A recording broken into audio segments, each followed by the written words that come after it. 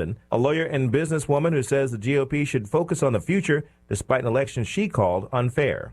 In the race to oversee elections as Secretary of State, Mr. Trump is also backing a state lawmaker who was at the U.S. Capitol on January 6th and claims the former president was cheated out of victory. Bernie Bennett reporting. Prices at the gas pump continue drifting lower. AAA's national average as of this morning, just under $4.19 per gallon of regular gasoline. More on these stories at townhall.com.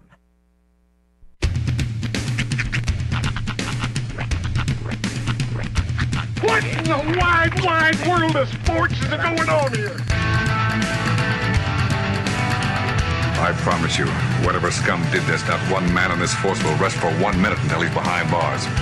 Now let's grab a bite to eat. Yeah, come on. I feel the hot wind on my shoulder and the touch of a world that is older. I hit the switch and check the number. I leave it on and then I slumber. I hear the rhythm ringing through it. Flamenco guitar and cumbia music. I hear the talking of the DJ. The devil listen, what does he say? I'm on a Mexican radio. I'm on a Mexican radio. Broadcasting live from high atop the J.P. White Building in downtown Roswell, New Mexico. It's Mornings with Mike Winters on 106.5 Roswell's Talk FM. Is that what I sound like when I talk? Now, here's your host, Mike Winters. And good morning, one and all. Welcome to Mornings with Mike Winters. I am he. That would be me, Mike Winters. Happy Tuesday. I like how we got the dual camera fixed. That one day we decided to both go salmon. I'm about to say, yeah. I didn't see it when we were just sitting here as a shirt. It's like, it's a That's little what I was different. thinking, is the chroma key is really going to pick up on the salmon in both of our shirts. But now that I look at the camera, yeah, we look twinsies today. It's not intentional. We really do need to call each other in the morning and coordinate. Yeah, we kind of twinsied up here. So I don't know if you noticed, but earlier in the week, or was it last week? I think it was last week, and I didn't point it out, but I wanted to. We were both in very fall colors. Oh, were we? You were wearing it was like a brown. Okay, like a rust or? Yeah, rust-colored shirt, and I was wearing like my slightly, autumn green shirt. I was like, oh, we're rocking the fall line today. Well, today we went. And now we're just going spring colors. Yeah, just salmon. I don't know. Salmon. We're best men at a wedding later today. Well, happy Tuesday. Hope you're all having a good day. Mm-hmm. If you're putting a salmon shirt on, go back in your closet and grab another one because we got salmon covered today, apparently. The salmon quotient SQ has been met. Oh, man. Not to be confused with the salmon quotient. That's the quotient, the amount of you can put up with salmon rushdie. Ah, yeah. Okay. I was telling Sean right before the show, I got Michael Martin Murphy'd today. Which to me means I feel like Mike was wandering around in a field going, wildfire? Wildfire! Kind of close. Close. It's like you've heard of Rick Rolled, right? You get Rick Rolled, you get a Rick. More on that in a minute. Go ahead. But so I was driving to work, and the Lincoln County Lincoln Days commercial came on, and of course they promote their. By the way, Michael Martin Murphy's going to be doing a concert in Lincoln on Friday night, but cool. Right before the last Escapability of the Kid. But they're playing and so and of course they play the Wildfire in there, and then next thing I know, I'm diddy bopping around here getting my papers for the morning and all that, just going And every time after that, you go, dang it. Like, oh, they got me again. Yep, so I've been Michael Martin Murphy today. This is something you've been able to avoid in working in the area of radio that you've worked for your life. Yeah. Because you work in talk radio or long-form talk, so you aren't like subjected to a lot of like music, like a library of songs on a consistent basis, like a music DJ. Yeah. Well, no, I know, grown up. I'm saying you've kind of graduated. Yeah. So the problem therein is every single morning, without fail, I don't know what it's going to be. It's it's just randomized. Yeah. I'm going to wake up with some random country song, not just in my head, but me walking around my bathroom, getting ready for work, singing it. Sure. I'm just, brushing my hair going, baby, I love you like I love country music. Well, and that happened to me when I first started working for this company. Yeah. Because, before I work at a rock station, things like that, but I never really worked country, and I'm not a country fan per se. I got, dove into it. Well, I'm still not a country fan, but I got exposed to it at least a lot working for this company. So, Sure. And obviously back when I first started, I was doing remotes every other day and everything else on the country station. So I'd be sitting at Plateau at the time and various other places on a regular basis on Fridays or Thursdays or Saturdays or whatever. And they always play the heavy rotation of the same, 12 songs a lot. In Do they? Top 40. You don't say. Country or whatever it is. That and that drunk girl song that Gene hates. Yeah. So I do remember, like, at home, middle of the night, all of a sudden, I want to check you for ticks. Yep. I'm telling you, just randomly, like, I'll wake up, go to grab my bottle of water from the side of the bed and be like, I want to chase you through a field of wildflowers. It's the same song. But she thinks my track is hooked. I literally, I was going to mention this. I wanted you to get your story out, but I got wordlessly rickrolled the other day. Did you? Yeah. Somebody posted a... By the way, we were called out. Those shirts are way too twinsies. I know. Like, not just the fact that we wore it the same day, but the fact that we both have this shirt in our closet. No, I saw a meme the other day, and the meme was, no one can guess a Wheel of Fortune puzzle with no letters. And then the thing just said, shh, just let it happen. And I counted the letters, and it literally was, never gonna give you up, never gonna let you down. I'm like, I just got wordlessly rickrolled. Yep. I didn't even know that was possible. I rickrolled myself. You did. It'll happen. We gotta terrible. Yeah, we're gonna have to wait. Our generation's gonna have to die off before the rickroll goes away. We're gonna be at funerals, like all of our people, and they're gonna rickrolling each other. Yeah. If I go to a funeral and somebody springs up out of the casket doing the dance, we're not friends anymore. Never gonna give you up. We're not friends. If you go to those links to rickroll me, we're not friends anymore. Yeah. By the way, real quick before we move on in the show and give you the rundown and everything, I've got one episode left of Stranger Things. So you got to that scene with Journey. So I've got to move. Yes, I did at the end. Epic is that, dude? That's pretty cool. I think about it, I get goosebumps. I was kind of waiting for it to get to the upbeat part of it. Right. It never did really, but it was yeah, cool. they get to the screams. Yeah. So basically, they set up. There's 9 episodes in season 4. Episode 8, which is an hour and a half long, sets up the finales, the final battle, which is a 2.5-hour episode. 2.5 hours. It's a long movie. We're Basically, gonna put out an episode. Yeah. You put out a movie. Yeah, a long one at that. Right. Yeah, 2.5-hour movie these days is it's like a big long marathon. I don't think. No, it is. Never mind. What's that? I was gonna say something about the end, but it might give something away. Okay. Yeah, I'll just leave it. I'll just save it. This is the end. But now it's kind of all making sense and everything too. It's kind of like the big picture things, things you saw in season 1 that didn't make no sense are starting to make sense right now, which I kind of do. And I like how in this season that everybody was off doing their own thing, spread out, and all come together in the end for that final battle. Yeah. Although they do play separate ways at the end. It's true. Didn't think about that. They're all going their separate ways. There's a bit sweet twist irony there. What are you telling me? All right, let me give you the rundown for today's show. We do have a full slate for you today. Robert Sherman with the Walker Aviation Museum is going to join us in just a few minutes, give us an update on what's happening over at the Walker Aviation Museum. In the 8 o'clock hour, about 8:15, the folks in the Roswell Community Little Theater will join us. Of course, they've got their big Curtains Rising fundraising event happening here on August the 6th, this Saturday. It's 100 Years of Glamour Curtains Rising event. It's a dinner, theater, a whodunit, win some prizes, all that good stuff. And also, we're going to promote their next play, too, coming up as well right after that one. So we'll at least touch on it a little bit for everybody before we go our separate ways. She Loves Me. Yeah, that's their next play.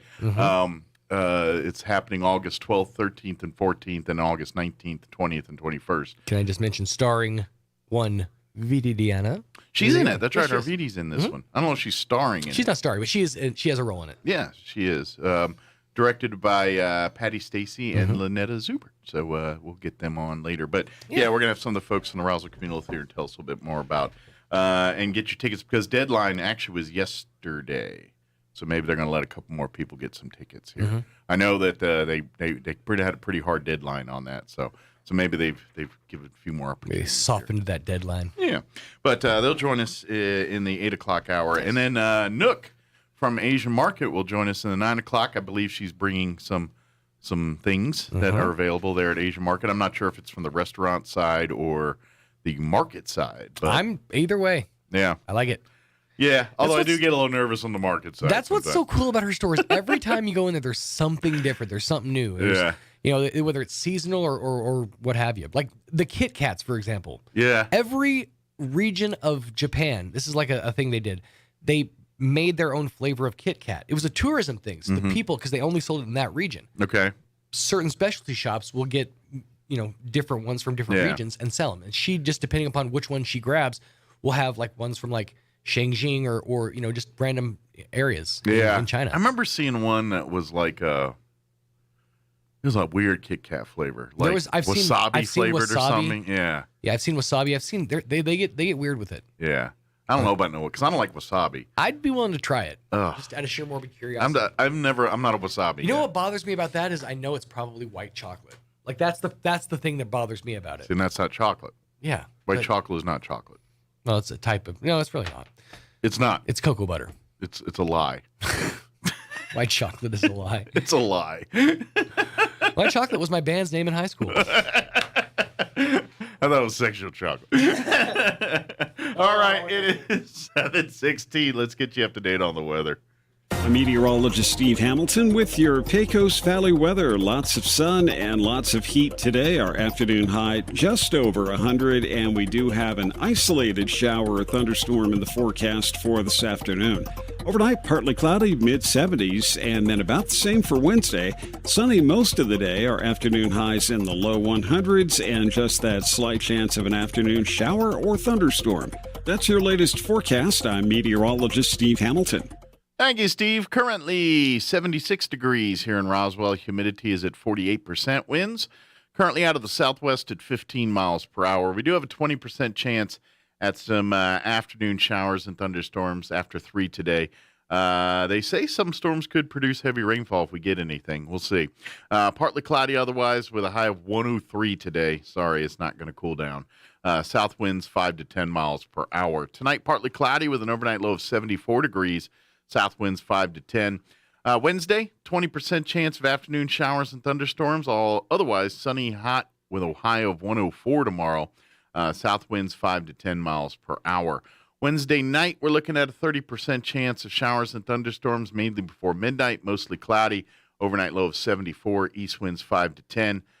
Thursday, we're looking at a 30% chance of afternoon showers and thunderstorms. Otherwise sunny, partly cloudy, with a high of 98. 20% chance of rain Thursday night as well. Friday, 20% chance of showers, mostly sunny, 99. Then looking at the weekend, 20% chance of showers Saturday, mostly sunny, 98. Sunday, sunny, high of 97. So just the monsoon chances of rain next couple days here. We'll see how that all shapes up as far as showers go. All right, it is 18 minutes after 7 o'clock. Let's get you into your Roswell Livestock Report recap with Smiley Wooten. Quick commercial break. We'll be back here in about 2.5 minutes with Robert Sherman from the Walker Aviation Museum. Don't go away. You're listening to Mornings with Mike Winters. Good morning, this is Smiley Wooten at the Roswell Livestock Auction. 380 head of cattle sold on Monday on the higher market with excellent buyer attendance compared to last week. Stocker calves sold 10 to 15 higher, feeder cattle 5 to 8 higher, packer cows and bulls $3 to $5 higher, 3 to 400 pound steers $205, $244, 3 to 400 pound heifers $179, $187, 4 to 500 pound steers $192, $205, 4 to 500 pound heifers $168, $50, $179. 5 to 600 pound steers, 171, 192. 5 to 600 pound heifers, 142, 168.50. 6 700 pound steers, 164, 171. 6 to 700 pound heifers, 142, 150. 7 800 pound steers, 154, 50, 164. 7 800 pound heifers, not well tested. Packer cows, 75 to 84. Canner and cutter cows, 65 to 72. Packer bulls, 85 to 95. Feeder bulls, cow-calf pairs, and bred cows not tested this week. Expecting a better run next week, and we do appreciate the business. This is Smiley Wooten, Roswell Livestock Auction. Bob Reed Pest Control protects you and your home by controlling pests that invade.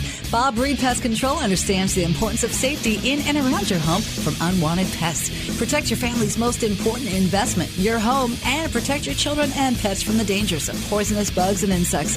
Call Bob Reed Pest Control today and let our fully licensed pest control professionals start working for you and your family. Find us fast in names and numbers. Call 623-5344, serving all of Southeast New Mexico.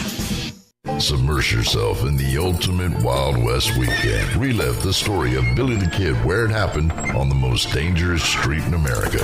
Living history, children's activities, plus revealing lectures and tours. Explore the historic site and see the last escape of Billy the Kid pageant. 3 performances with special guest Michael Martin Murphy Friday evening. August 5th, 6th, and 7th in New Mexico.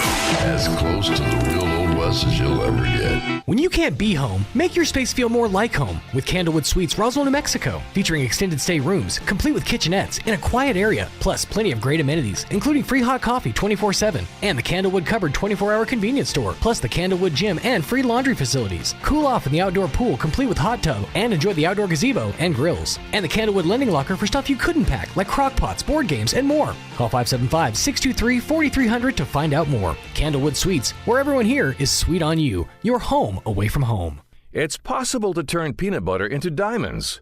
Peter Pan tried it with his buddy Skippy, but they couldn't do it in a jiff. Here's Mike Winters.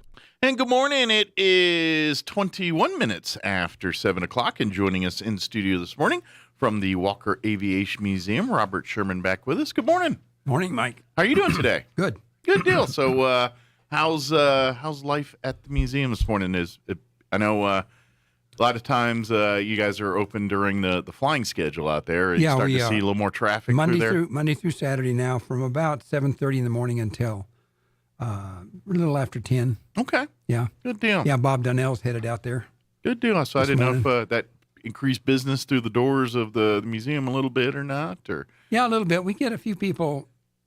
We found between 7:30 and 8. And sometimes the other plane that leaves earlier has been kind of delayed, and some of the people waiting for that to leave, their family are on the plane. They'll come in and look around. Stick around and kill some time. So we pick up 3, 4, 5 more visitors. So good deal. Good. Yeah, excellent. Well, if you've never been out there and go, if you want to know when they're open, generally it's right around the American Airlines flight schedule out there, American Eagle flight schedule. So if you really look at the AA.com and see the flight schedule, then you'll see when the all down, don't you? Yeah, you'll see when the museum's open. Yeah, just go to AA.com and do the flight status and put in the ROW and DFW. Yeah. Or call up to the airport or something. They'll tell you. But yeah, but that's the easiest way. You can do that on your phone right quick. Yeah, just take a quick look. It's like, oh yeah, they got a flight coming in an hour, but they'll be open about that. So. Yeah. But and of course, for those that aren't familiar, the Walker Aviation Museum is a museum dedicated to because prior, for folks that have not been here their whole lives or don't know, that end of town, the airport, the college, all that was once a Air Force base. Right.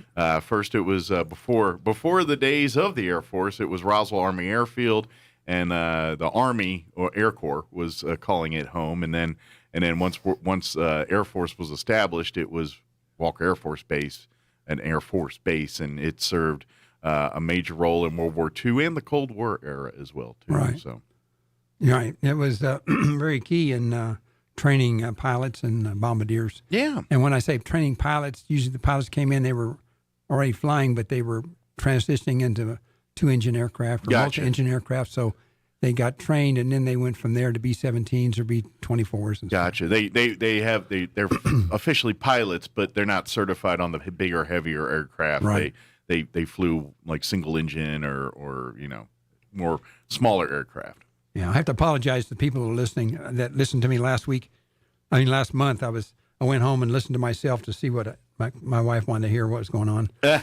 And I noticed I kept clearing my throat about every 10 seconds. And like, okay, Robert, please back away from the microphone when you clear your throat. It happens. Don't worry about it. Okay. Just one of those things. But folks, if you're never been, check it out. Yeah. Highly recommend you do it. They really have some. There's a couple things we're doing out there. And most people, and I'm not bragging or anything, I'm just saying people come in and, we don't have airplanes or anything you're walking through, but most people really like what they see. Mm-hmm. And we have some touchscreen computers that you can walk up and touch, and you get a 2-minute history of the Walker Air Force Base or Roswell Army Airfield. Or you get a 2-minute history of the 579th Missile Squadron, the Atlas missile that was stationed here. Yeah. And then we have some stuff running, and I'll talk about one of the videos that we really like and most people really kind of enjoy. And we're finding people are coming in and sitting and watching. And matter of fact, we're getting ready to add a small little table in there so they can come in and set something down. If they have a snack they got at the snack bar over there, they can come in and sit down and watch part of this video. I like that. That's a good idea. Yeah.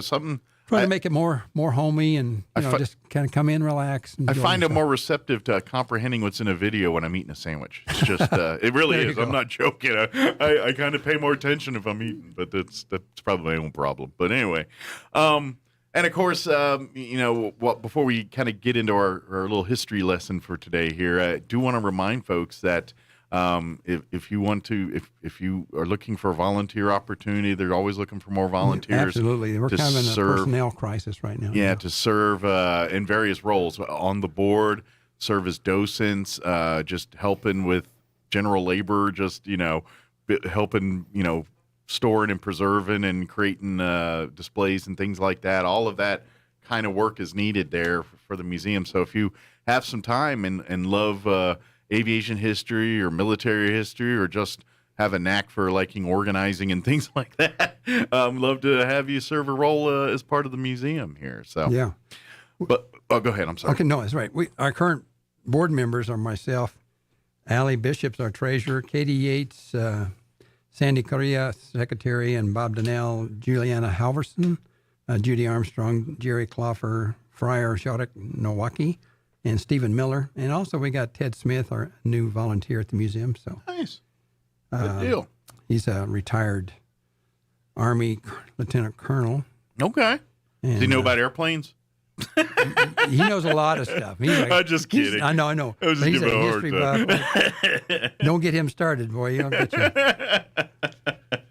But he's flying out today, matter of fact, going, I think, to visit, I don't know where he's going, San Antonio or eventually, going there, or maybe going down to. Is he going to go through the museum while he's waiting for his flight out?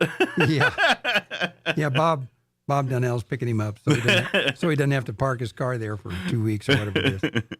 Yeah, so, our mission out there is to educate and inspire all generations concerning the history and the legacy of Walker Air Force Base. Yeah. And encourage our youth to explore careers in science, technology, engineering, and math with an emphasis on aviation. Very good. So they do it in many ways through, and this is something we've talked about several times. If you have youth groups or things like that, you can sign up to, book a time at the museum where they can come and explore and then participate in like the flight simulators and the various other STEM related opportunities that are available through the museum as well, too. Yeah, and that's another important thing before we get into our little history thing. And for you all out in the audience, this is a good little history thing for Mike, because he worked with loading missiles on F-117. Our nickname I was a load toad. That was you were a load toad? That's our nickname, load toads. But weapons troops, I was. Okay. I loaded bombs and missiles on airplanes. Load toad. Yeah, that was our. That's the first time I heard that. Okay, they call them toads usually. Load toads. So next time I see you, I know what to call you. Yeah, hey, weapons guys are referred to as load toad. At least they were back when I was in, and many moons. New military. I don't know if that all changes. I have no idea.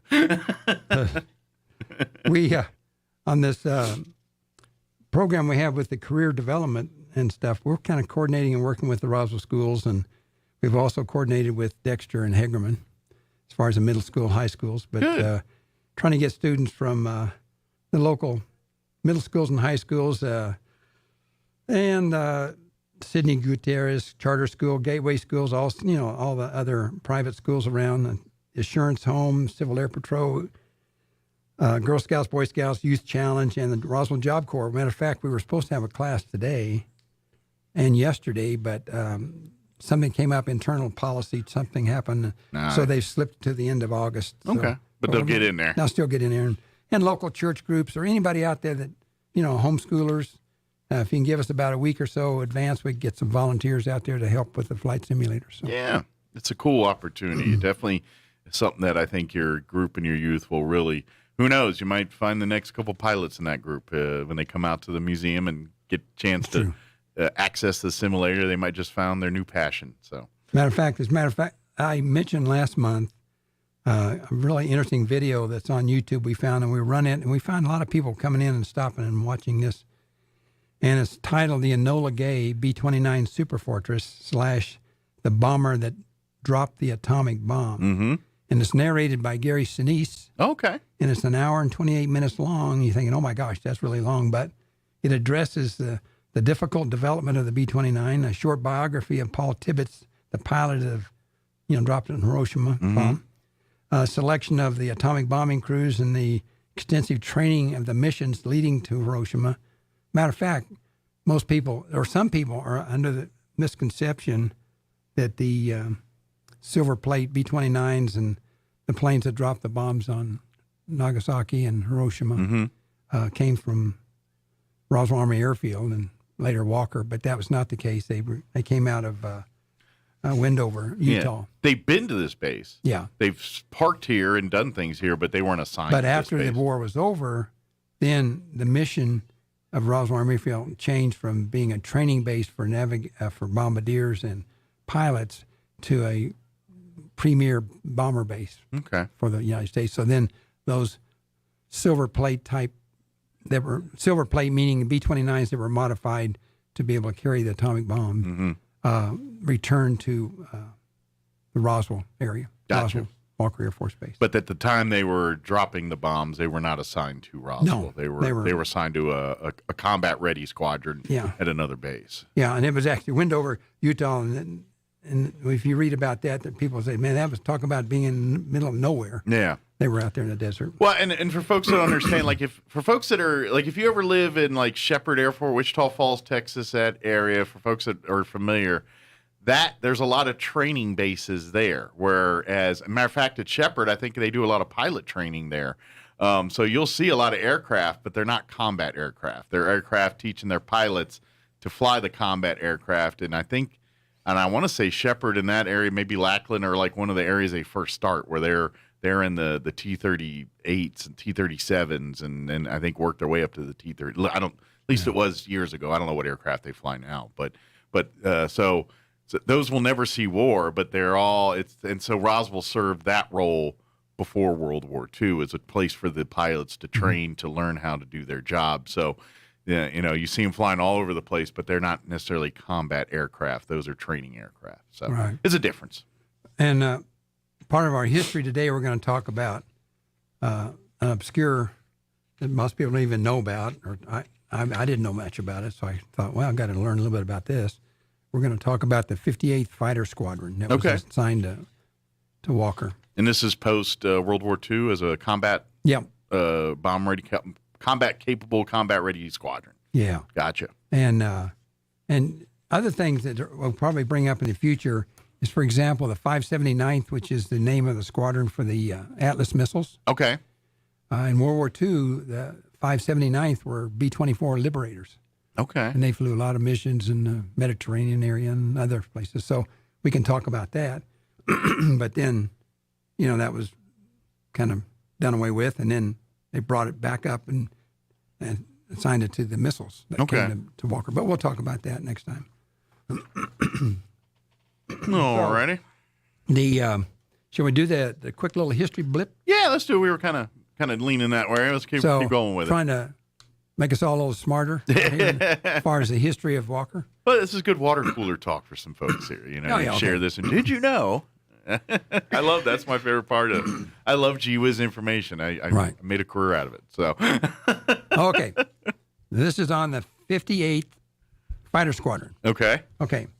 Currently, it is part of the 33rd Fighter Wing at Eglin, and its current mission is a graduate flying and maintenance training wing for the F-35. Interesting. Okay. A model, B model, and C model. F-35, for those that don't know, is our kind of our newest fighter aircraft. Yeah, Eglin is a test base for most. I mean, for most of the stuff they do out of Eglin Air Force Base is test related on the cutting edge type stuff. So a lot of times the early aircrafts, like right now the F-35, they get put through their paces down there in Eglin and do all that stuff before they kind of trickle into the mainstream Air Force. Yeah. So right now, as we speak, it's organized under the Air Education and Training Command, 19th Air Force. Okay. And its mission is to train U.S. Air Force operators and maintenance of the F-35 Lightning, and currently training air crews and maintainers of the U.S. Air Force, U.S. Navy, U.S. Marine Corps, and international air forces that have the F-35. Oh, cool. Okay. Prior, the 58th Fighter Squadron was a key player in Desert Storm, flying F-15s out of King Faisal Air Base in Saudi Arabia. Okay. And they flew 1,689 combat sorties, destroyed 15 enemy aircraft, including 5 MiG-29s. Nice. Which is a high-end. Yeah, the MiG-29s are kind of the Russian Navy or the Russian military's elite fighter. Right. At the time. I think they've got a newer one that's in the works. Now, so that's what's happening today. And then back in like Desert Storm. But prior to World War II, and this is prior to World War II, the 58th Pursuit Squadron was stationed out of Mitchell Field, New York. And the squadron was charged with the ongoing mission of aerial defense of the United States. Okay. And when World War II started, the 58th became active in the invasion of Morocco in November 1942, combat operations in the Mediterranean theater from November 42 to February 44, and in combat operations in the China, Burma, India campaign in April 44 through August 1945. And while in the Mediterranean, they got the nickname of guerrillas. So you see their patches, this big old gorilla, and for their guerrilla warfare-like techniques. And during these operations, they flew the P-40 Warhawk. Oh, cool. And also the P-47, and then my favorite airplane, the P-38 Lightning. Oh, nice. Twin engine. And then after World War II, the 58th was reactivated as part of a post-war Air Defense Command in June 1948 at Otis Air Force Base in Massachusetts, flying the F-84 Thunderjets, providing air defense over New England. And then they went to the F-86 Sabre and into the F-94. You know, I wasn't too familiar with the F-94 Starfire, but I looked that up, and it made by Lockheed, I think. Okay. It was a day-night all-weather interceptor and pretty advanced for its time. Now, okay, in 1960. Okay, we had Walker Air Force Base in 1960. It was here from about 1941 to 67. Mm-hmm. About 2 years after being upgraded to the F-89D Scorpion from Northrop, the 58th Fighter Squadron was moved to Walker Air Force Base. And it was when it was transferred, that squadron and everything was transferred to the new Albuquerque Air Defense Sector. Okay, and that was based out of Albuquerque. Okay. Its new mission being the air defense of the desert Southwest. Okay. Along the border of Mexico. So if any bombers were coming around and coming in from the south. So they served as the alert jets for any incursion that way. Gotcha. So the squadron remained at Walker for 1 year, from about January to December of 1960. Now, at that time, 1960, I was a senior, Roswell High School, shows how old I am. And they were flying out of Hangar 91. Okay. So what they would do is they would be on alert upstairs, and when something would happen, they would come down the stairs. They kind of wish they had fireman poles, but they didn't. So, and they'd come down and they'd open the back door and the front door so that exhaust could go out, and they'd fire up the jet, and they'd just go out of there pretty high speed and right off the runway and take off. Yeah, they keep and this is still today's military too.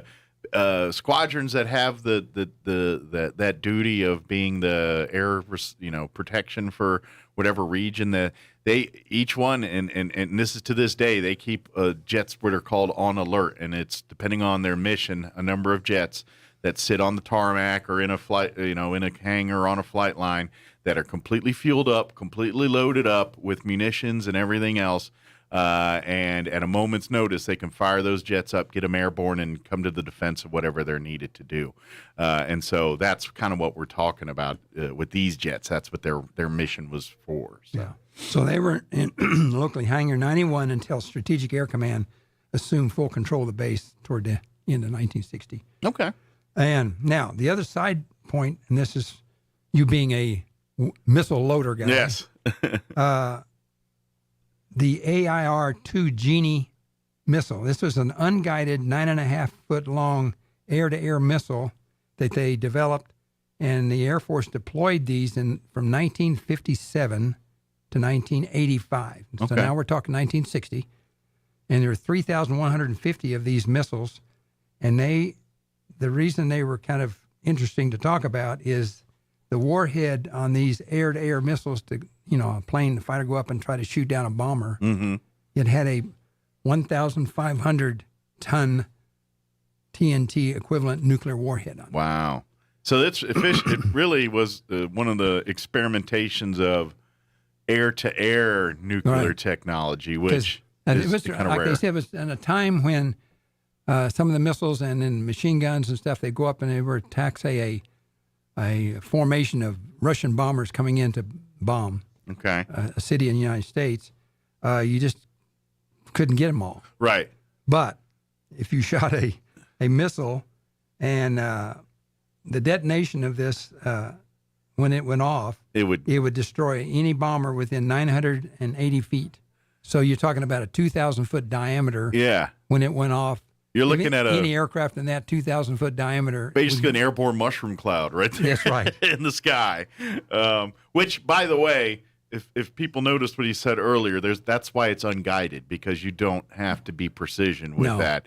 It'll get everything. That's right. You just got to get nearby. That's why it's unguided. So it's probably more technically a rocket than a missile, because with usually at least in military terms, usually our missiles have some kind of navigation guidance, whether it's radar or heat guided or whatever it is. But and then rockets, generally you just fire them off and they go straight till they hit something. And they said initially, these F-89s in 1957, this is before 1960, carried the missiles in northern Michigan and outside of San Francisco. Okay. The flight time of the rocket with that small nuclear warhead of 1.5 kilotons had a flight time of 12 seconds long. It traveled 6.2 miles at 3.3 times the speed of sound and then blew up. Oof. So the bombers didn't have any chance to evade it. Once it got fired at them, that was it. Well, I would imagine, too, the guy that launched it needs to get out of Dodge pretty quick, too. He fired it and he turned. Yeah. And get the heck out of Dodge. Unless you can fire it from 20 miles away and forget about it, but that's usually not the case with rockets or missiles. So I imagine it was kind of fire and turn. Right. But in 1958, 268 F-89s were modified to carry the Genie nuclear anti-aircraft missile. Okay, so the F-89s at Walker in 1960, 2 years later, were kept in Hangar 91 with both doors, closed, and they would launch. And were they carrying Genies? I didn't find anything that said absolutely they were. Yeah. But most likely, this being such a key base and the missiles going on around the outside, getting ready to do that, most likely they were carrying the nuclear tip missiles. Yeah, and I know this just from my experience whenever the military's going nuke with anything, they don't advertise that to nobody. They're not gonna let you see it, know about it, or it wasn't in Life magazine. No. Yeah. Right. But even the people on the duty station, they don't even let unless you have a need to be there, you will be removed nicely or not so nicely from those areas, depending on the attitude of the cops. That's true. But, yeah. So it's interesting work. It's I know this just from my time in military loading bombs and missiles and everything. Once you get nuke, that's a whole nother world. It's a different animal altogether than when you're just loading your garden variety high explosive munitions and things like that. That's true. But I know my when I was in the Air Force, I was stationed at Beale with the SR-71 and U-2, and William Phillips was a friend of mine. And if you can actually look him up he's an official Air Force artist, and he paints a lot of stuff. But he was visiting Beale, so I was given the opportunity to take him around, show him around. So we were out walking around near the SR-71, and apparently we walked in the wrong direction at the wrong time. So both of us ended up laying face down on the concrete with our heads and arms and legs spread out, with a young guy with an M16 standing over us saying, "What are you doing out here?" That type of thing. Yeah. So anyway, we got out of that situation. he always still laughs at that, like, "Oh, thanks, Bob, for introducing me to the." I always wondered what the concrete here tastes It's like. It's kind of hard to see the plane when I'm laying face down on the concrete. I want to get the low perspective. Yeah. But it's a different world though. It really is, and you almost can't. It's hard to wrap your head around it till you've been there and seen what it is. And once and to be honest, it makes sense once you know what's going on. Right. It's you just don't. And that's why a lot of people don't understand the history of Roswell during that time frame when the missiles were. You had all these really super powerful warheads surrounding Roswell. Mm-hmm. You had bombers that were loaded up on alert with atomic weapons. And then you probably had an F-89 for air, defense with nuclear-tipped missiles on them. Mm-hmm. So Roswell was a pretty, interesting tip of the place. spear type facility at the right, time during that 60s and 50s era there. And that's why you find a lot of people, even around town, that have they leave their home and they find out they had an underground bunker, fallout shelter or whatever. Yeah, like my mom and dad. Mm-hmm. They lived at 3202 West 8th, and in that double garage, pull off the plywood, and there's about a 10-foot hole that goes down with a little room underneath. My dad had dug in there, but you had Goddard being built in '67. Mm-hmm. That's right. That's a bomb shelter. Yeah.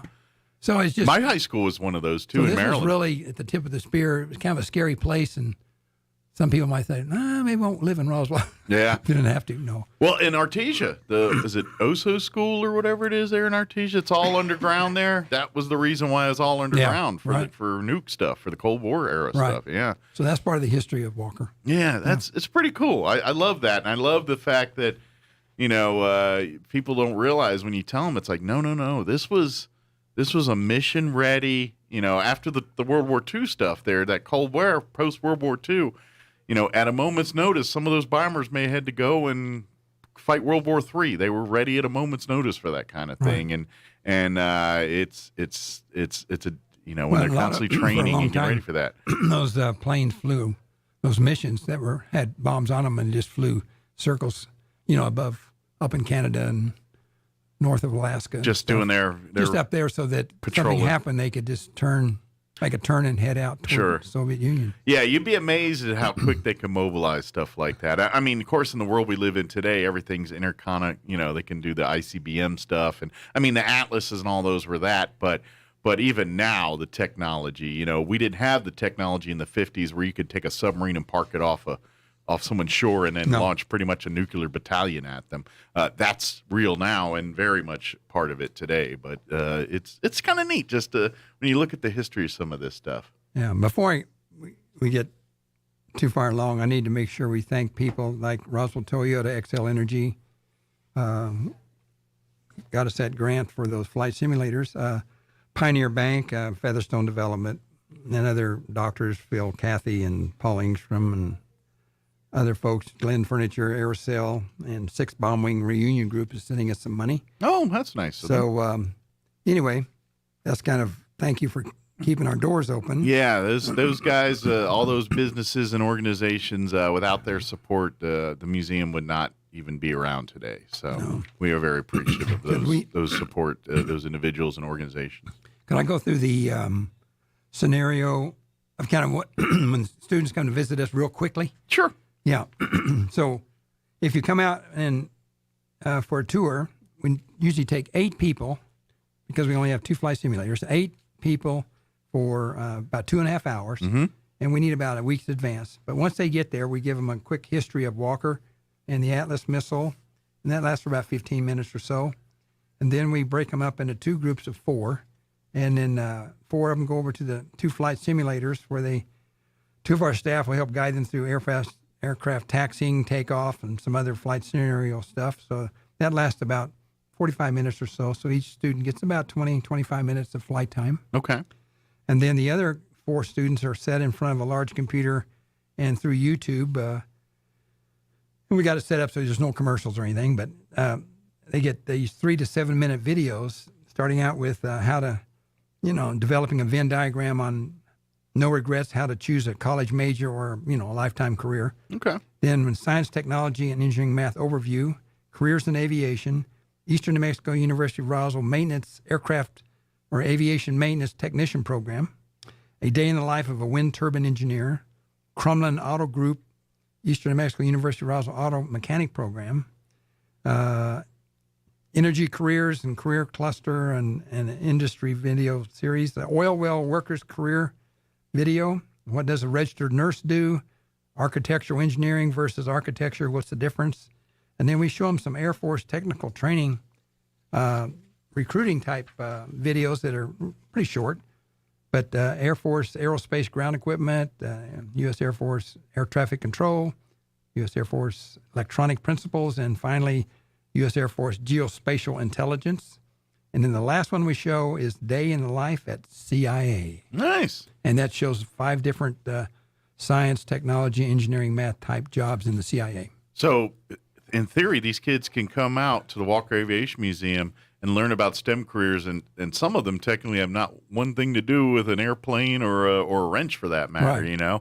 but it's STEM related stuff. So certainly if you've got an interest in military or aviation, there's plenty there for you, but you don't have to have any of that to gain some very valuable stuff there. So please, sign up your youth groups and things like that for this opportunity because, who knows that this could be the thing that sparks these kids where now they end up being an engineer or a doctor or an aircraft pilot or maintenance worker or something like that. So yeah, it's pretty good, pretty cool. And I know all of those careers are pretty well paying, write your own ticket type jobs once you get the certifications and qualifications. I'm glad you said that because we give a little sheet of paper to the instructor or teacher that shows a lot of STEM jobs in their basic what the current salary is of these. Mm-hmm. And then we give all the kids a list of all the videos that they saw plus a bunch of other STEM type videos. They can go home and watch on their YouTube themselves. Mm-hmm. And then we give them another sheet of paper that lists about 100 and some odd STEM careers that they can go home and look up that one and find it on YouTube. And then if they're interested in flying, we've got a list of 38 videos that are all the same company and stuff that does it, and it's professional pilot training, and it's about 12 hours long. Wow. So you go home and listen to that, you've got a big jump on what it's like to be through pilot training. Yeah, you're well versed and ready to start training. You probably know more than a lot of people. Yeah, right. Good deal. Well, we're about out of time here. But please visit the Walker Air Force Base Museum's website if you can get a bunch of great information there. www.wafbmuseum.org. There, you could, if you're interested in volunteering or if you'd like to donate money to the museum, that's a great way to do all of that. And then, of course, just check out the flight schedule on AA.com. And when the planes are flying in and out of Roswell, that's when the museum's open. So come on down there in the air terminal. If you walk through the main entrance of the air terminal, right, it's right there on your right. Everything's right there. You can't miss it. So about 30, 40 feet from the TSA check-in area. Yeah. So WFBmuseum.org. .org, and you can see our newsletter and everything on there. So come check it out. And like I said, reach out. You'll find contact information there if you'd like to volunteer or serve in various ways on the board or whatever you'd like to do. So good deal. Well, as always, we appreciate the information, Robert. And I love hearing the old stories of the military stuff and things that may or may not sound dumb that happens in the military. It's like, why did they do it that way? Well, it made sense at the time. That's right. Well, thank you, sir. Okay. We'll see you next time. Appreciate it. Thanks, Mike. It is 7:54. Let's do a quick news update and quick commercial break before we get you into more news. Don't go away. Now for a Pecos Valley news update, I'm Jared Cirillo. The New Mexico Department of Health Southeast Region and the Eddy County Health Council are recruiting candidates for council membership. New Mexico's health councils play a vital role in identifying and addressing local community health needs and in working to achieve greater health equity. The councils are made up of dedicated volunteers and leaders from the health industry and are community-minded. If you are interested, attend the ECHE meeting on Thursday at 4 p.m. on Zoom. Find the link on the Eddy County Health Council Facebook page. And we have a traffic alert for you in Artesia beginning today. In fact, Eddy County, I should say. Street construction begins chip sealing in northern Eddy County along 13th Street, 26th Street, Cottonwood Road, Crook Drive, Marcia Drive, Jenkins Drive, and Randy Street. Also included in the project are Howard Drive, Diane Street, Teresa, Shella, East Jackson, and Lawrence Ranch. During this time, a pilot car will be shutting vehicles through the work zone. You are urged to use caution as the road department works in these areas. The work is expected to be finished by Thursday, August 25th. You're up to date. I'm Jared Cirillo reporting. I'm meteorologist Steve Hamilton with your Pecos Valley weather. Lots of sun and lots of heat today. Our afternoon high just over 100, and we do have an isolated shower or thunderstorm in the forecast for this afternoon. Overnight, partly cloudy, mid-70s, and then about the same for Wednesday. Sunny most of the day. Our afternoon highs in the low 100s, and just that slight chance of an afternoon shower or thunderstorm. That's your latest forecast. I'm meteorologist Steve Hamilton. With the Wall Street Business Report, I'm Bill Alexander. The National Labor Relations Board has dismissed a charge Starbucks filed against union organizers in Phoenix, saying there was not enough evidence that pro-union workers blocked store entrances or intimidated customers during a spring rally. Starbucks filed the charge with the Labor Board in April. The company contended that the pro-union workers violated U.S. labor law by threatening workers and customers. Shipments of grain are leaving Ukraine again. The first ship has left out of the port of Odessa in Ukraine, the first since Russia's invasion. It was the beginning of a 120-day deal brokered by Turkey and the United Nations to begin transport again. Pump prices fall again, but will the trend last? The national average for a gallon of gasoline fell to $4.21, down 14 cents since last week, but a slight uptick in gas demand has more people filling up. For the Wall Street Business Report, I'm Bill Alexander in Washington. Jennifer here from Trustmark Roofing, and I know you've heard me say that you can trust Trustmark, but I want you to know what that looks like in real life. A few years ago, we installed a beautiful new roof for an older woman who was recently widowed. She was an artist and colors were really important to her. So when she said she didn't like the color of a brand new roof, we took that seriously. She had picked the color and signed off on it, but I just kept thinking, if she's going to walk into her house every day and be disappointed, then we're just going to redo it. So we did. We ripped that beautiful new roof off and replaced it with a slightly different color, and she was thrilled. Yes, it cost us quite a bit of money to make her happy, but I want you to know you can trust Trustmark to make it exactly right every time. If you have any roofing needs, call us at 575-755-ROOF or find us online at trustmarkroofpros.com. Trustmark Roofing, we put people first. Coming to the Liberty, Friday, August 26th. Don't miss an evening with Neil McCoy. And special guest, Austin Van. Doors open at 6. Show starts at 8. Tickets are on sale now. Get yours before they're gone. For info on how you can become a bona fide member, visit thelibertyinc.com. Don't miss an evening with Neil McCoy and special guest, Austin Van. Friday night, August 26th. Doors open at 6. Show starts at 8 at the Liberty in Roswell. Tickets are on sale now. Roswell Nissan presents a WPBR and PBR Rodeo Weekend, Friday and Saturday, August 12th and 13th at the Bob Crosby Arena. Get ready for 2 days jam-packed with bands, bulls, and barbecue. It all kicks off on Friday, August 12th as the men and women take the reins of some of the meanest bulls you've ever seen, with riders from Texas, Arizona, and even south of the border. Then get ready as El Chapo en concierto espectáculo ecuestre con sus caballos de alta escuela take the stage. Then on Saturday, get ready for even more pro bull riding and the first annual Smokers Outpost Barbecue Competition, with up to $3 grand in cash prizes for the best in brisket, whole chicken, and baby back ribs. Then stick around for Los Terrenos de la Feria de Roswell and the Justin Kemp Band live. WPBR and PBR Rodeo Weekend, Friday and Saturday, August 12th and 13th at the Bob Crosby Arena, presented by Roswell Nissan. Roswell's home for talk radio is 106.5 FM, KEND Roswell. And we're closing in on 8 o'clock. Stay tuned next hour. We'll have the folks from the Roswell Community Theater join us, talk about their big event Saturday, and talk on their next show, She Loves Me, August 12th, 13th, 14th, 19th, 20th, and 21st. You're listening to 106.5 Roswell's Talk FM, KEND, Roswell, New Mexico. We'll be back on the other side of news. Don't go away. News this hour from townhall.com. I'm Rich Thomason. It may have taken a while, but the U.S. has taken out one of the key plotters of some of the world's deadliest terror attacks. He was deeply involved in the planning of 9/11. President Biden on the assassination of the terrorist leader killed by a precision drone strike over the weekend. The president announced that Ayman al-Zawahiri was the target of a counterterrorism operation in Afghanistan. Justice has been delivered, and this terrorist leader is no more. During an evening speech from the White House, Mr. Biden said the al-Qaeda leader carved a trail of murder and violence against Americans and American interests. He was deeply involved in the planning of 9/11. He said the successful strike demonstrates U.S. resolve to protect the American people.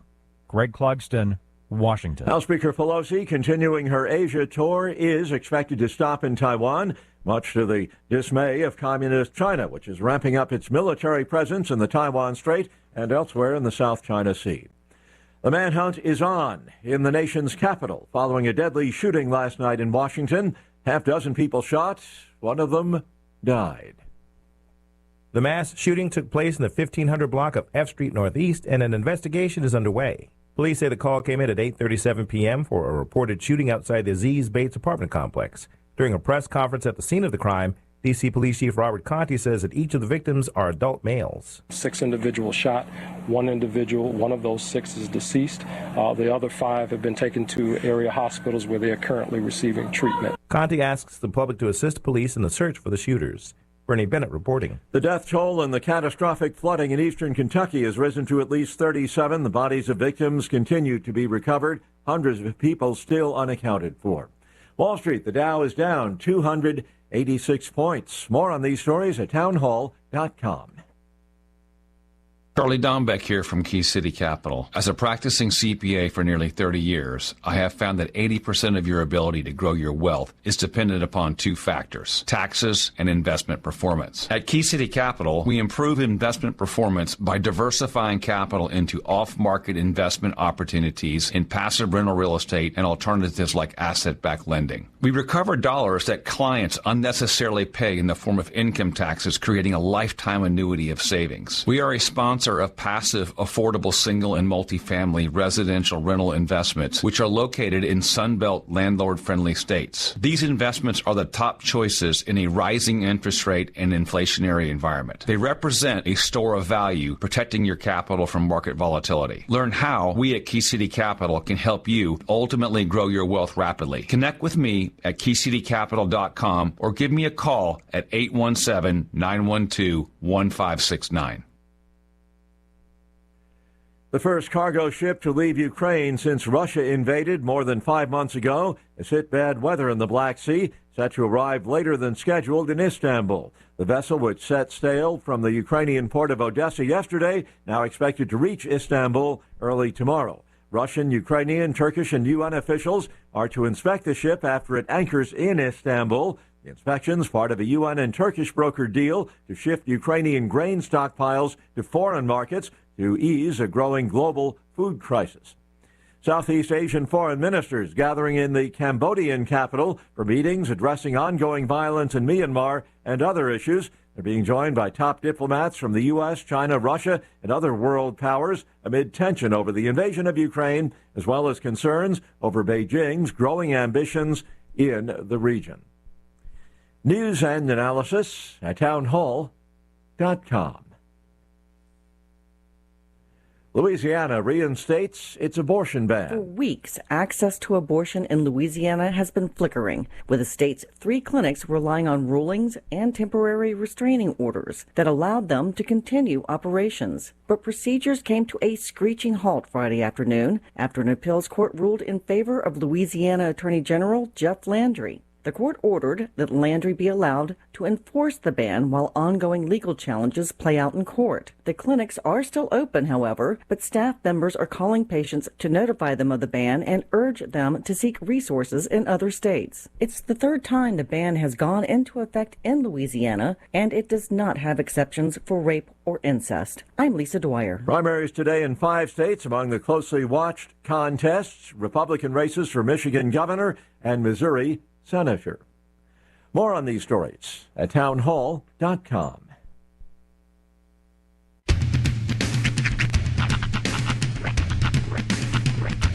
What in the wide, wide world of sports is going on here? I promise you, whatever scum did this, not one man on this force will rest for 1 minute until he's behind bars. Now let's grab a bite to eat. Yeah, come on. I feel the hot wind on my shoulder and the touch of a world that is older. I hit the switch and check the number. I leave it on and then I slumber. I hear the rhythm ringing through it. Flamenco guitar and cumbia music. I hear the talking of the DJ. The Travelician, what does he say? I'm on a Mexican radio. I'm on a Mexican radio. Broadcasting live from high atop the J.P. White Building in downtown Roswell, New Mexico. It's Mornings with Mike Winters on 106.5 Roswell's Talk FM. Is that what I sound like when I talk? Now, here's your host, Mike Winters.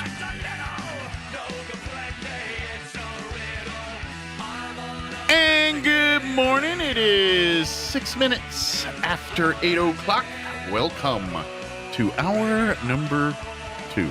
The Deuce. Of Mornings with Mike Winters, right here on 106.5 Roswell's Talk FM. Happy Tuesday, everybody. So nice you did it twice. That's right. I saw a funny meme. Yeah. Right before I was coming on here, I like to peruse and look around, and it was a 2-parter. And the first part, it had Cap Kirk and Bones talking and saying, and Kirk goes to Bones and says, "Hey Bones, where do you want to work out today?" And then you go down to the next meme, and it's a picture of a gym, and the name of the gym is Damn It GYM. Damn it, Jim. Damn it, Jim. I know it's dumb, but it made me laugh, and I almost want to walk into that gym. Mm-hmm. I don't walk in the gym because why would I? But I can appreciate that. But I can appreciate a business naming themselves. I'm surprised there hadn't been a gym that's opened up somewhere in the country that's not called Hi I'm. Gym. Like it could stand for high image. I don't know. Yeah. Hi, I'm Jim. Or Jim's Nasium. Yeah. Jim's Nasium. So if y'all need a name for your fitness facility, there you go. You know, we facilitate. There you go. A few ideas for you there.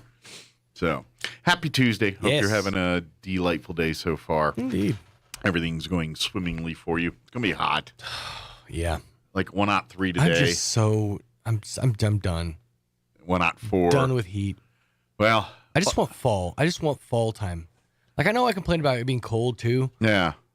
I like nice weather. That's a bold statement I'm making on this Tuesday morning. Well, I've noticed with the humidity, there's a trend. Like, I'm good in the 7 o'clock hour, and then 8 o'clock hits, and I don't know if everyone gets in the building and starts turning things on or something. I don't know. But that's when I get extra sticky in here. Yeah.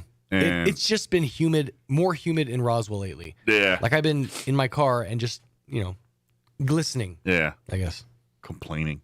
Yeah, I know. I'm not happy unless I'm complaining about the weather. So, like, I don't know why I was trying to explain it to Missy yesterday. I was like, I don't know, my arm is just like hurt. She's like, it's called a sunburn. Yeah, that happened. I'm like, oh, yeah. I guess I didn't think about that. Yeah, I've been dealing with that the last couple days. I got a little sun this weekend when I was swimming, and I noticed yesterday, like when I get in a warm room or any like the garage at home or something, like the top of my head and my shoulder starts stinging a little bit. It's like, oh, I got a little sunburn going on there. So, yeah, top of the head one stinks.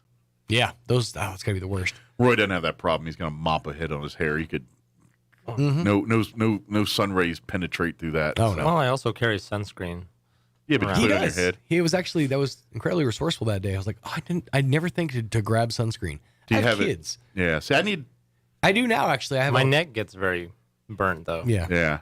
I have a whole bottle of it in my bag now because hey, why not? And to be honest, somewhere in a house, I probably have 10 bottles of sunscreen laying around, just in various drawers and whatnot. And just because what happens is I use it once and then put it in a drawer and then I never use it again. And then I got a collection of various sunscreens. Oh, that was from the summer of 14. That was from the summer of 12. That's one thing about not having kids in your house is you just have extra stuff. Like if we get something, we're gonna burn through it. Like for a hot minute there in the COVID, like you could go in any drawer and there was probably a bottle of sanitizer laying around somewhere. Right. That people just give you and they just bring home and throw in drawers. You are thoroughly sanitized. That's right. I could make a sanitizer soup with all the stuff. Wouldn't recommend Actually got a free bottle of sanitizer from the Dollar Tree one time. Did you? Yeah. It was You're supposed to pay for those. They're $1. Yeah. Actually, about $25 now. It was actually the cashier's personal thing they had on their side. Oh, like a hand sanitizer. She gave you her personal bottle of hand sanitizer? Yeah. You were so dirty, she gave you her personal bottle of hand sanitizer and said, here. Or it's because the store was out. So okay. Or maybe she was macking, Roy. Yeah. Maybe she was hitting on you, Roy, and you just did not realize it. That's the modern day equivalent of I'm gonna buy you a drink. She did get you alcohol. Want to squirt him a sanitizer? Let's get clean. All over clean. Telling you might have missed a date. Go back to that Dollar General. You might get a date. Or Dollar Tree, or wherever it was you were talking about. So, hey, about that sanitizer, how you doing? How you doing? Well, speaking of... Go fool Joey. Yeah. Pink sunburns. If you want to see Mike and Sean have the same salmon-colored shirt, you can go to ksvptv.com. I like it. Or self-promo. We live stream on... during deprecation. I like it. Well, or you can go to YouTube and Facebook. There you go. And to be honest, I think the salmon enhances our tan. Yeah. It enhances it. No, what really enhances it is when I do this. Right. That's when you see. I got that same issue going on right here. Look at that. just exposing ourselves on morning radio, people. Let's see some more. There you go. Actually, our guests are here now. That's starting to blend together a little bit, but this one, yeah. I'm gonna stop doing that since Ms. Olivia is in the waiting room. All right, we still got our pants on. This hour. That's a tease. Things Roy. get a little weird. Now that's a tease. Roy. Things get a little weird. The 9. We're taking the 9 o'clock hour over like a Zoom call. Everybody's pantsless. We know. That's right. Well, it is hot in here. Right? When you got to cool off, you got to cool off. It's just science, man. Yeah. Well, let me give you the rundown for this hour. We're going to, here in just a few, get you updated on that weather, which you probably won't like. And then we'll have the folks in the Roswell Communal Theater join us here in just a bit.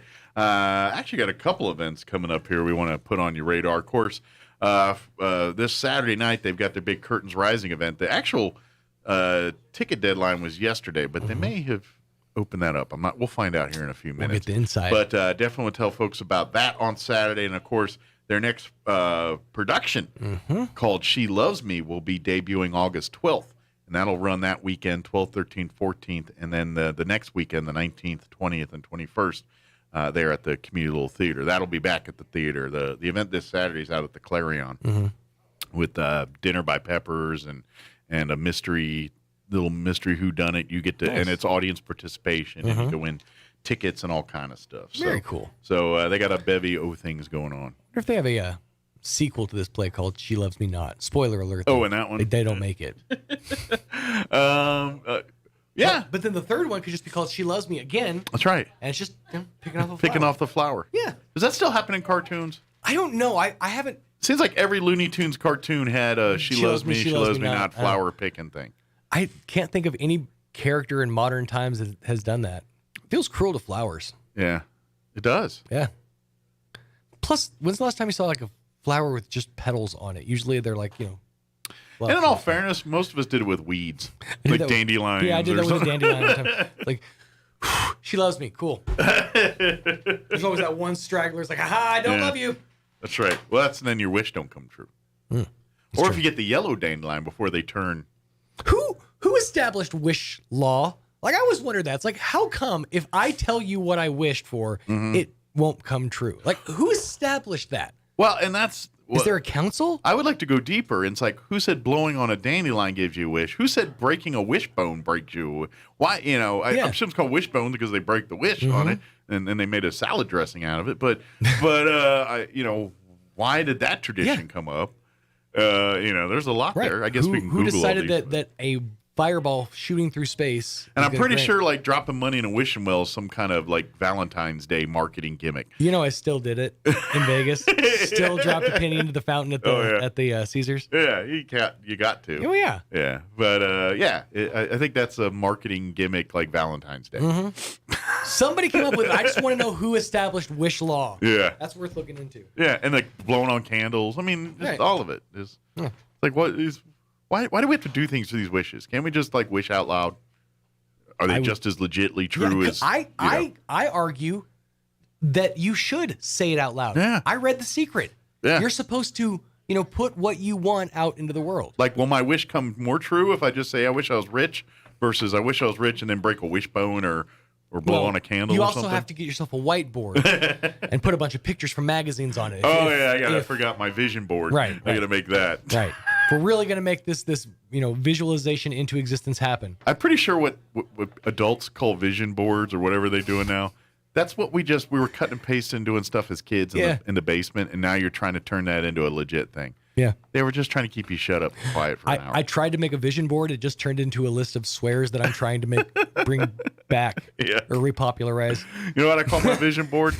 The TV. It's a moving vision board. That's right. The moving visual board.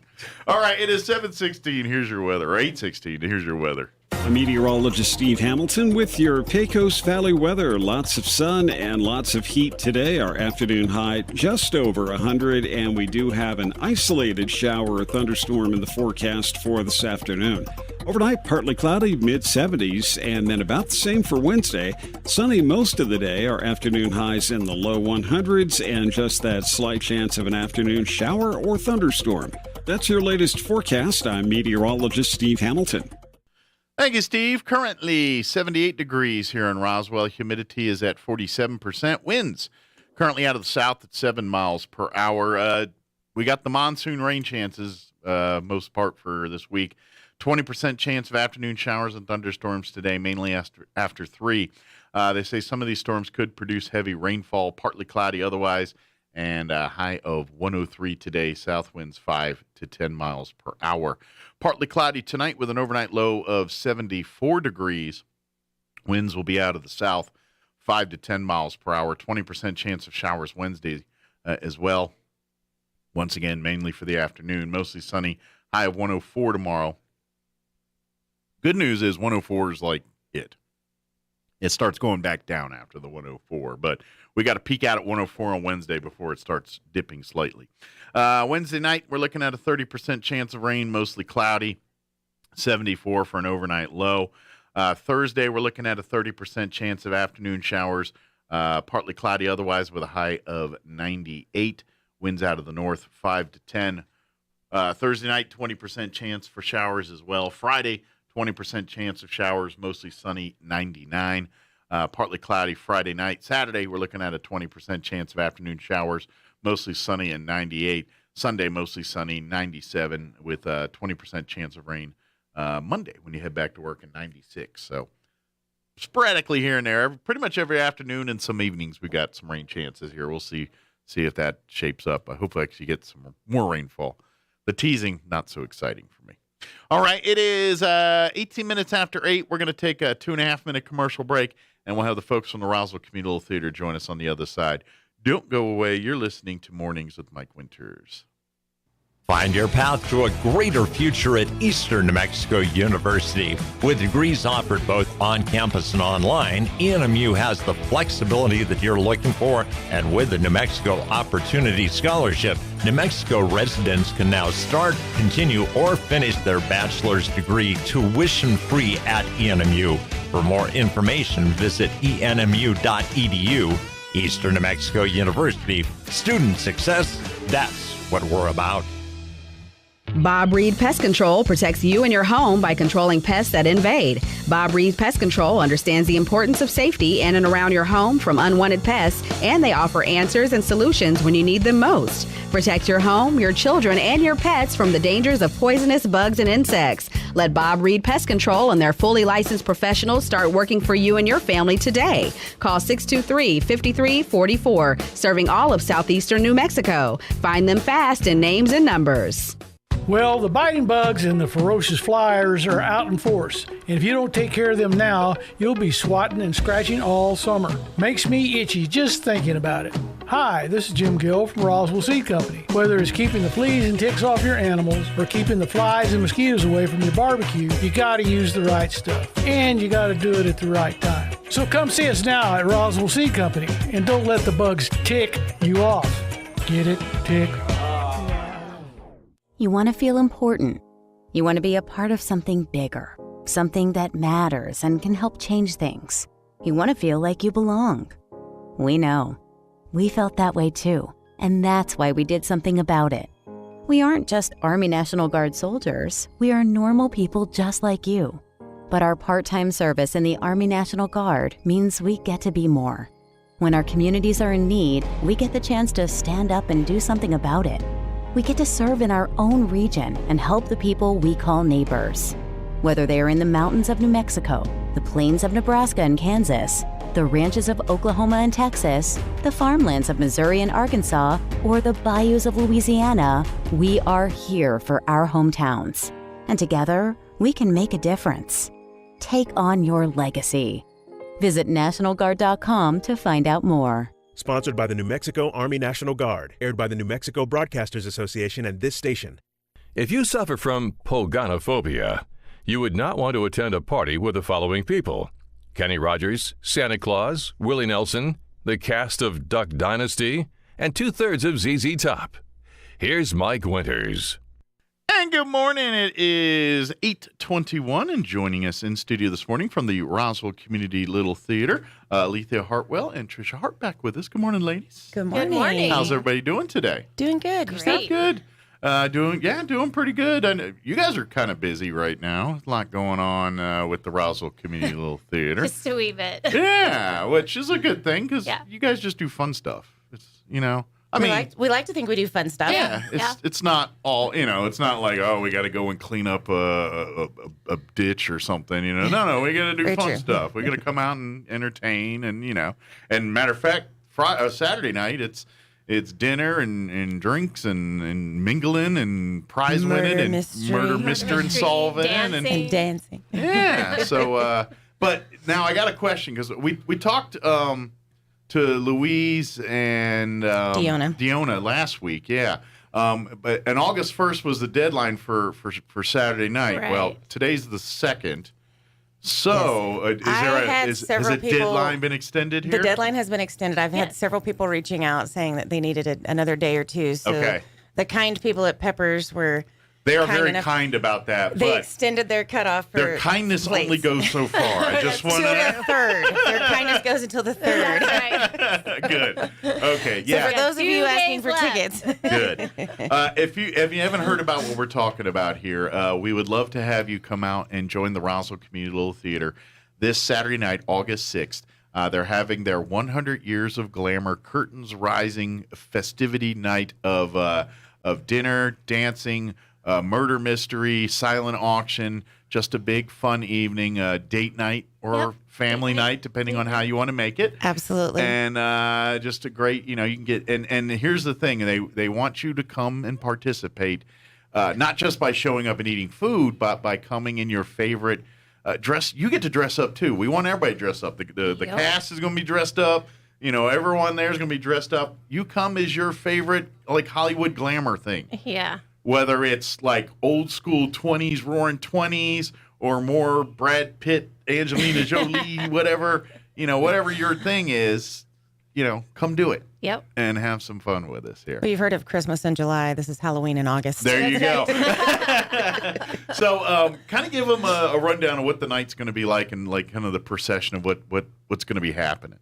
Right. So we're going to kick off cocktail hour at 6 o'clock. Okay. And by the way, everything's going to be at the Clarion Suites. This is not at the Community Little Theater. Right. It's going to be in the Clarion Suite. Yes. Yeah, it's off-site. Just wanted to. So if you go to the theater, you might, turnout for this is awful. There won't be anybody there. Yeah. Yes, no. Please come join us at the Clarion. Yes. So cocktail hour kicks off at 6. You'll get to mingle with the cast of The Death of Dr. Pepper. Okay. Because that is a participation type of murder mystery. And by mingling, you're going to kind of get clues and things on that will help you find out who done it. Yeah, Correct. who done it. Right. So when cocktail hour is over, you'll be seated and you'll be served your meal. You'll have your choice of chicken au poivre or pot roast. Oh, nice. During dinner, once everyone's seated and got their plate, the play or the murder mystery will take place. Okay.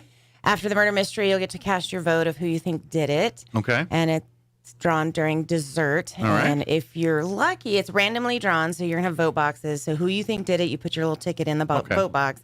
And then the winner will be randomly selected out of the correct box. The right answer box. Gotcha. And if you were randomly selected, because I have to say random because it's not a chance to actually win if you're right. Yeah. You'll get your choice of 4 tickets to a regular season show. Not any special events, but a future performance like the one that's coming up August 12th, 13th, that weekend. Our musical, right? Or if you want to hold it out for say the next. One of the other plans. Yeah, maybe a the 4 Broads sequel. Or Alethia's play. We're coming also doing an Agatha Christie this year again. Good so deal. Agatha Christie's always popular. So you horror fans may want to hold on to your tickets for that. Right. All right, so after we've solved who did it, then you will get to dance to the musical stylings of Brian Crawford. Yeah. He is this year's runner-up of Battle of the Bands. Yeah, so he's going to be setting good. the tone. What's his musical stylings? He's kind of country, kind of. I'm not. Let me guess. Country rockish. I was about to say. Rock, yeah. To quote the great Donny Osmond, he's a little bit country and a little bit rock and roll. All right. I would say country rockish. Right. Yes. Very good. He's played a couple of venues around town. Good deal. He took second at our. Yeah, he's a great Battle of the musician. Bands. Yeah, but he did really well. I didn't know just how far he branched off of the things I've heard, or does he, Yes. Yeah. How deep's the catalog go? Right. He's like, no, this is my jam zone right here. And then, of course, throughout the night, we'll have a silent auction, courtesy of multiple venues around Good town deal. who donated things. I do want to shout out to Anderson Bethany. They've donated a casket. Swickard. I'm just kidding. They're our big donor this year. Yeah. Well, thank you to them. That's Swickard awesome. Agency has donated. Hester Agency has donated. Oh, so we've nice. got some pretty big donors Sponsors. sponsors. So Yeah. And we joke about the casket thing, but there has been weird requests by the RCLT for donations from places like Anderson Bethany. Yes, there have. hey, dearly beloved. That's Not right. dearly beloved. It was Francine's will. They actually let us use the urn on stage. Yep. Kind of morbid things, but they're needed. They're needed. It's part of the show. It's part of the show. You never know what we might need. Exactly. You never know when someone from RCLT will be calling you. It's like, what are they uh-oh. needing now? Quick, hide your cutlery. But it is going head. to be. Moose head. On the wall. Yes. There you go, and then various other people. But please get your tickets. Good news is if you missed this deadline on the 1st, thanks to some strings being pulled, you've got today and tomorrow to get your reservations in, but tomorrow's it. That's it. I'm sure Adam and the Peppers folks are like, no. The event is, I still got to make sure I have enough. Make sure they got enough staff, food, and staff, and drink, and all the things that are required for some of this. And what time is the cutoff on the 3rd? The website will shut down at 11 p.m. Okay, so you got all day tomorrow. You got all day. Unless you're a night owl. Right. But definitely get that. Now, cost is only $65 per person. Right. Is there tables left, or is that done?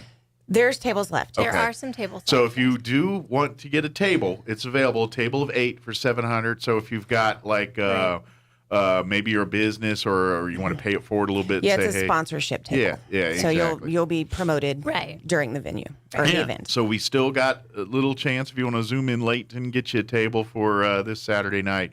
And then come and bring your friends, bring your dates, bring your family, and come have a fun night. Dress up and go bling out or go. And I do hear the paparazzi from Ed and Kathy Cook Photography will be there to take pictures of everyone. So the more glamorous you go, the more chances you get some good walk in the pics red of carpet. You. Yeah. And everything. Think how many Facebook and Twitter and Instagram pics you can put up there, and and load that up, and you and your blinged out attire and things like that. That's what the fun is. But if you don't want to go blinged out, go simple. Go. You got 100 years of Hollywood glam. Yeah, so. you do you. You do you. Yeah. I don't know if redneck glam is a thing, but I'm sure we could make it work. Probably. Some of the Kid Rock world maybe is kind of a redneck glam thing going on. Battle of the Bands glam. Yeah. There you go. It's like a tuxedo but no sleeves. You know what I mean? Yep. Or a t-shirt tuxedo. Yeah, t-shirt tuxedo. T-shirt tuxedo. Printed. But and then of course, so is there any silent auction things we want to tease? Some of the items that people can bid on. Well, I mean, I can say some of the places that have donated for us. Sure. Okay. Get you excited. We have Farmhouse on 2nd, thanks to They always have Kathleen. nice stuff in there. They do. I love that store. And fellas, it's not just for women. I mean, yeah, they got a lot of decor, but they got a lot of dude-centric things in there, They too. do, yes. Casabella. Hippie Chicks. Another great hippie chicks, too. We have an author that's donated a couple of books. Oh, cool. We have a local artist that has donated some paintings. Oh, nice. I haven't quite secured it, but there's supposed to be a name, like a high-end photograph, or not photograph, but painting that's going to be donated. So. Something a little bit more rarer in availability, so Yes. might fetch a few more dollars. Yeah, very good. So please bid generously on this stuff. Because we got a roof to fix. Yeah, this is to pay for it. Right. And we say this every time you guys come in, but yeah, that roof. Let's face it, we all know that Park Twin building's old. It's old. If anybody's spent any kind of time in Roswell, know that's an old building.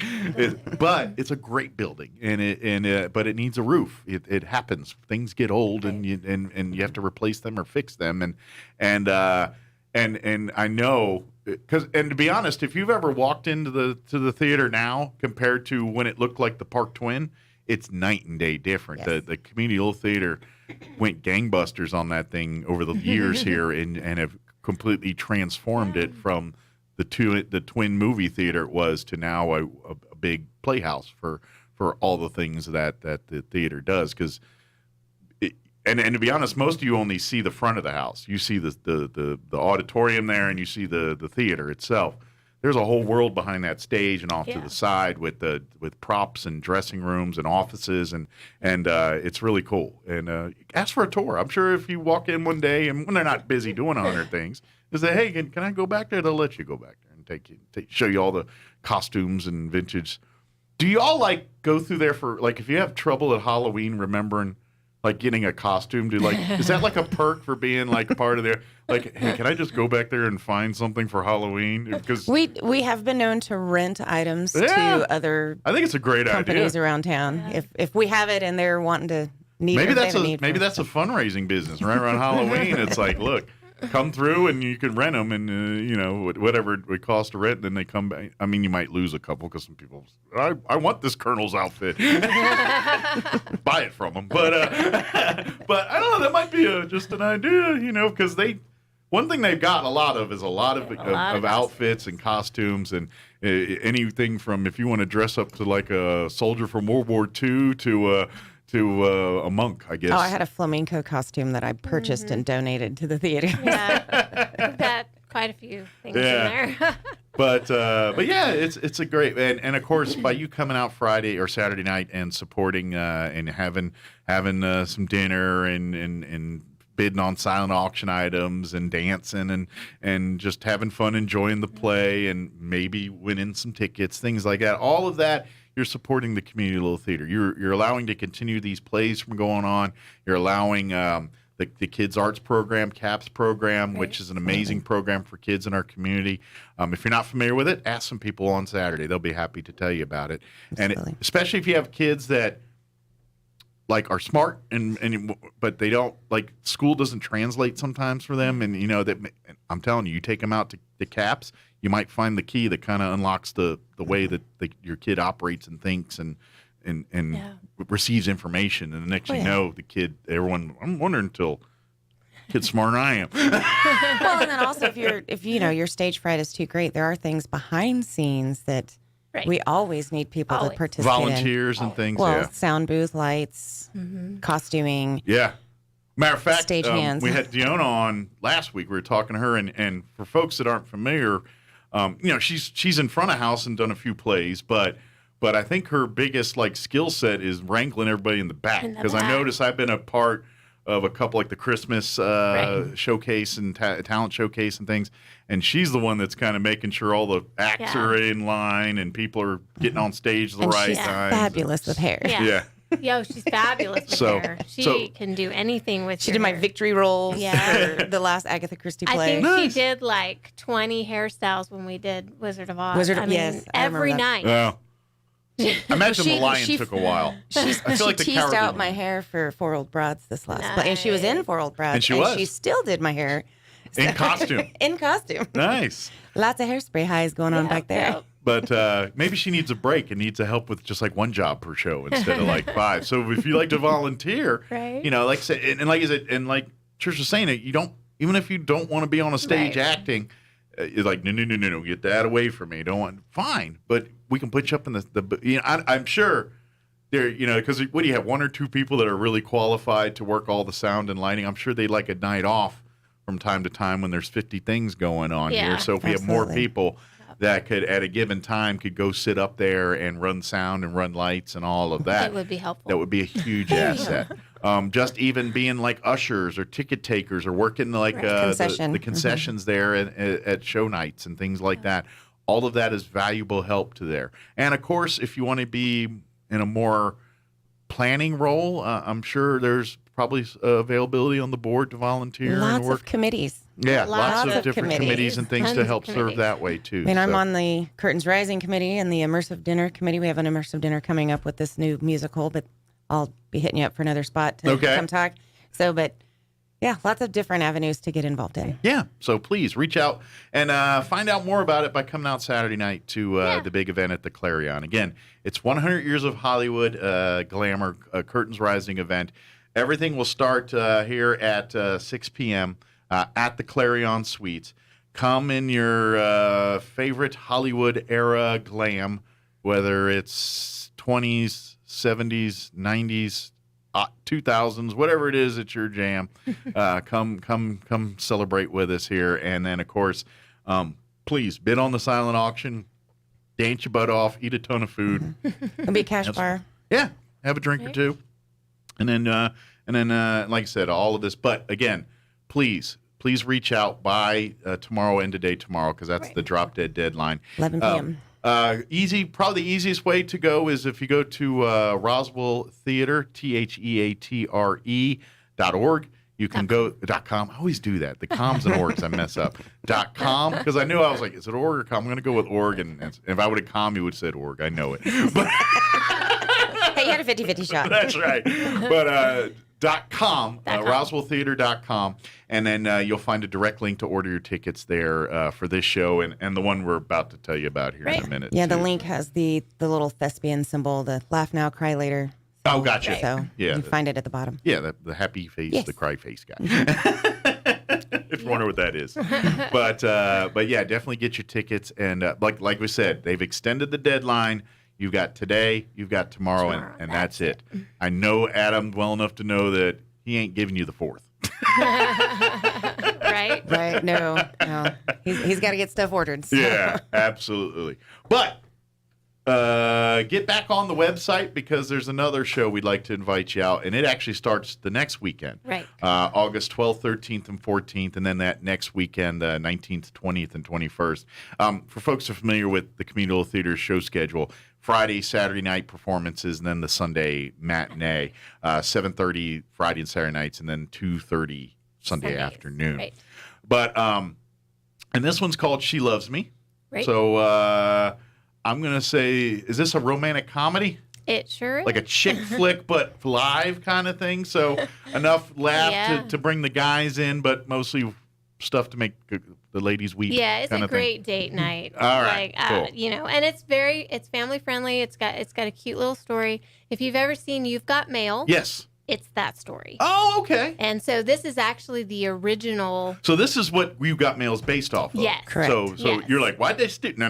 Right. You Got Mail stole from this. That's Gotcha. right. I And wanna set and there that record are straight. some scenes that actually they did put in the You've Got Mail movie. So and it anyway, it's a cute little movie. Okay. Play. Cute little play. Well, is it like what's the time period? It's set in the 1930s. Okay, so obviously the You Got Mail like email thing was not They updated available. They updated it. So they're actually writing anonymous letters to each other. Okay. And they fall in love over these letters. But in real life, they know each other and they can't stand each other. So it's just really. So they realized. So they've been writing each other, and they didn't realize that they're in love with each other because they hate each other as friends or whatever you want to call it. I gotcha. Right. Okay. Right. So, but there's also a hint of like, what's that movie, The Glass House or whatever, where it was like future and past, where they kept leaving letters in the mailbox. Lake House, that's the one. Sandra Bullock. Yeah, that's the one. Glass House. I think it was some of the house. Lake House. Yeah. Keanu Reeves, Sandra Bullock. Yeah. So it seems like that movie stole elements for this thing, too. So, Maybe. well, cool. So you could say it's a comedy Yes. and a romance. Romance, Like very much in the same vein And of You it's Got a Mail. musical. Good deal. So come out and enjoy. Now, who's on the cast for this performance? So let's see. We've got Guy Malone. Okay. He's not running for mayor. He's on stage. He's on stage. Yeah. Thespian. We roped him back over to us. Ty Watley, Lynetta Zuber. Okay. Jaron. Viridiana. Lynette is Leon. also directing, right? Or assistant directing? She is, yes. She's Okay. one of the directors. So we Okay. actually have two directors on this one. So she's double dutying on this. She's double dutying. Okay. And Patty Stacy is the other director. Who else is in it? Jaron Morris and Keaton Hartwell. Okay. You might know that person. I know that guy. I think she knows Lynetta too. I think so. I think that's all the main Okay. characters. So it's then a pretty there's big some- cast, It actually. is. Yeah. Well, I think there's 7 main characters, and then there's 10, like a couple of. Okay. That's one of your larger casts. Because generally it's cast of 7's about the whole cast a lot of times. So. Usually musicals are bigger casts, though. Yeah. You got to hide the voices that don't sing as well with some of the ones that sing a little bit. I know about that. I'm the guy that they hide for. You just sit there and mouth it. Don't say This anything. one's actually a small cast for a musical. Most musicals have like 20 to 30. Okay. And this one only has like, I think it's a max of 12. So the ones that do sing have to belt it out. Yeah. Because they Yeah. can't just It's blend good. in with everybody else. Oh, Charles Lathrop. Oh, yes. He's Charles. also in it. He always plays the villain. He's not. But he's not a villain in this one. Oh, so he's going to feel weird for used to people seeing him in Right. playing the bad guy. Right. But now people are going to be like, "You sure he's not the bad? He'll come later. Right, He's not right. bad, right?" They're waiting for the other shoe He to plays drop. a good bad guy. You can't, deny Hey, it. he tried to kill me in Spider's Web. Well, and how many times you watch movies and things and you see an actor that notoriously plays a bad person and you don't, and you're like, "I don't believe it. Sorry, I don't believe it. That guy's really a jerk. I know he is." Well, like Chris Pratt always He's plays hiding comedies, something. and now he's got those serious movies. coming Yeah. out, yeah. Yeah, that is, and I'm a dude, and I'm not looking at Chris Pratt maybe the way other people look at Chris Are you? Pratt, but it does have a trouble for me making because I'm thinking of him from like Community and all this, Right. Office, those shows, Yeah. and And yeah, now I'm seeing him as like whatever that one on Prime now, where he's like some rogue CIA agent jumping through something or others and blowing up things. No, it's like Jack Ryan, but I think it's that's Keanu Reeves. Yeah, I think it's a Jack. I think it's a Jack Ryan. I don't know. Ripoff, knockoff, or whatever. I have no idea. Yeah, it's something I'm on not Prime. good with stuff like that. And it's probably got one of those one name things like yeah, well, or something like redemption. You're like, okay, yeah, remover. Yeah, something like that. But yeah, it's him running around with no shirt, blowing stuff up. So. Oh yeah, that sign me up. That makes money. I just sold him 20 more copies of people tuning in for that. Yes, but please wear your shirt. That's right. But yeah, it's gonna be a fun play. Wear your dress. Yeah, wear your dress. Yes, Please, get fancy. Please clothe up. But yeah, She Loves Me is going to be August 12th, 13th, 14th, and then again 19th, 20th, and 21st. Those Friday and Saturday night and Sunday afternoons. Again, same place you're going to get your tickets for the Curtain Rising event here. Go to Roswell Theater, TheatreRE.com. Right. And of course, if you like and follow the Communal Theater's Facebook page, that also has links to all of these things, too. Plus, if you want to learn more about the CAPS program or volunteering, you'll find all that information at the website, too, to do all that stuff, too. So what's after She Loves Me? What's on? I always like to find out what's, like, way down the line. So we have Unexpected Guest, which is our Agatha Christie play. And when is that anticipated to? What time frame we talking on? It's that October. So fall. I don't remember the exact. Well, that makes sense. Around the off the top of Halloween my head. era time, as we start thinking about mysteries and those kind of things. So. Murder. Yeah. It's a really good play. Agatha Christie's like always good. And then we have Four Old Broads on the High Seas. So if you saw, now let me ask, because we got one of the cast members here. I'm assuming you would come back. Because we were joking about, yes. well, and that's what we were joking about with the auditions. Because I was talking with Louise, and the last time we were talking about, I was like, I feel like, because I was talking with you, I was like, you guys really have the inside track because you played this person, but I mean, and I'm not going to lie. As an audience member watching it, I'm not going to feel right that there's different people doing that. You know what I'm saying? Well, thank you. It's like you're watching Three Men and a Baby 2, and it's not Tom Selleck. Yeah, it's all different dudes. But since it's on the high seas and it's not just at the assisted living facility, there are new characters. Okay, well then we'd love to Different have, characters. and we bring them on the boat here with them. But the ones that were in the first one, for me to buy the story, I got to see the same faces. It's just, I never liked it back in the soap opera days, and all of a sudden they just hit you with the role of Hope is going to be played by Bob Smith today. You're like, what happened there? We don't want to talk about that. Right. She had an accident, but yeah, that's that we got. So I got to figure. Is it same director, new director? Yes, same director. Denise Samuels. Saying, I'm thinking, y'all by default, unless they're not available, which. That's a shame if that's true. It happens. But we got to have the same people playing the same roles. Can't have Golden Girls 2 and it's, and it's not Estelle Getty and Betty White and the whole group. You can't do it. So, but anyway, my thoughts just on it. But it is a fun. Now, what I am going to ask though, if you missed the first one, can you watch the sequel and be not lost and everything? Correct. So it's independent enough where it's a story within it. So you don't technically need the first one but it sure would make a lot more sense, or at least you probably appreciate some of the comedy in it more because some of it reverts back to the first one, and the personalities and things of the people. Yeah, true. No, but what time frame are you guys doing that one? January. So that'll be 2023 coming out the gate in 2023 there. Cool. Right. We also have Cap Show in November. Okay. And then we're bringing back Santa's Talent again this year. So that'll be great. I've already been tapped into it. Yeah. We have to bring the same people back. Exactly. That's kind of. See, I'm practicing what I'm preaching. We can't have, somebody else can't. Well, and when only you if do it such was a great Grinch. job. Yeah. Like if it was another Grinch, But I'd be like, different. "That's my Grinch." You do your Grinch, but yeah. Well, I think we did that last year. Somebody couldn't return. Yeah. And so they created it. You did. Yeah, that's right. I You was were- you went- Rudolph. you were She was Rudolph, Rudolph because yeah. we didn't have the Sugar Plum. No, Fairy. the Abominable Snowman Abominable wasn't available. Snowman Yeah. wasn't Yeah, available. It was Sugar Plum and the Grinch He had a and prior Rudolph. engagement. Yeah. Yeah. So, was gallivanting. there's lots of characters we could bring in as judges. I'm Yeah. sure. Well, and there's a lot help of us out. yeah. Well, maybe we need to go to a bigger panel. Right. Maybe a 5-panel or something. panel. Of course, we'd run out of room. We're barely fit 3 of us on that.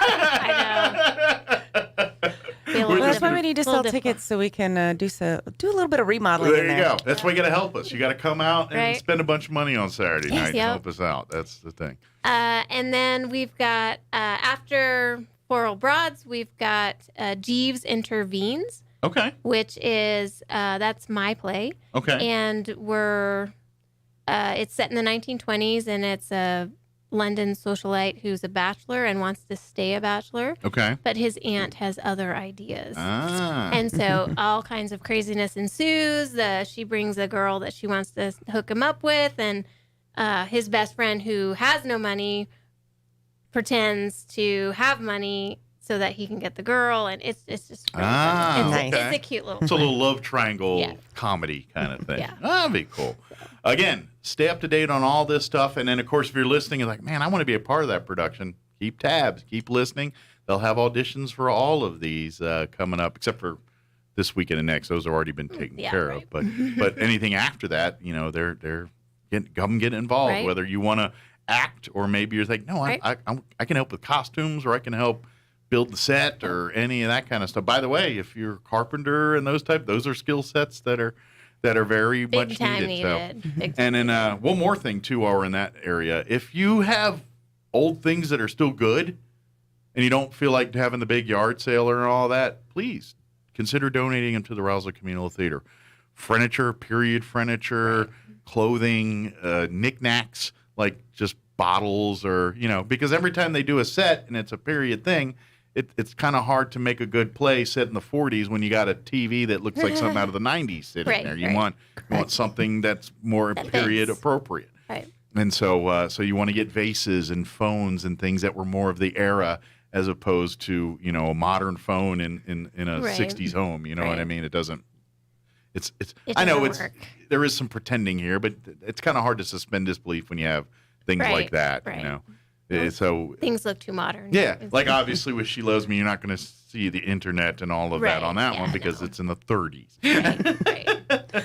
Well, before then. But if you have the things you'd like to donate, that's the stuff like clothing. Even if you think it may not be something valuable or just useful, you'd be surprised that the things, even like doors and stuff like that are useful to the community little theater. Things that you just because Gina's play last season, we needed 6 doors. Yeah. It was more than that. Was it more? Yeah. And I think it was like 8 on stage. 8 doors. That's a lot of doors. It was hotel rooms. It was a lot of doors there. I don't remember, but yeah. Yeah, that was For Old Broads, wasn't it? No, that was Unnecessary Farce. Oh, okay, that's the one. Yeah, that's the one. I was like, because they're at a nursing home and there was a lot of doors on that one too. Now I was thinking about But it took place in the main common area. Yeah.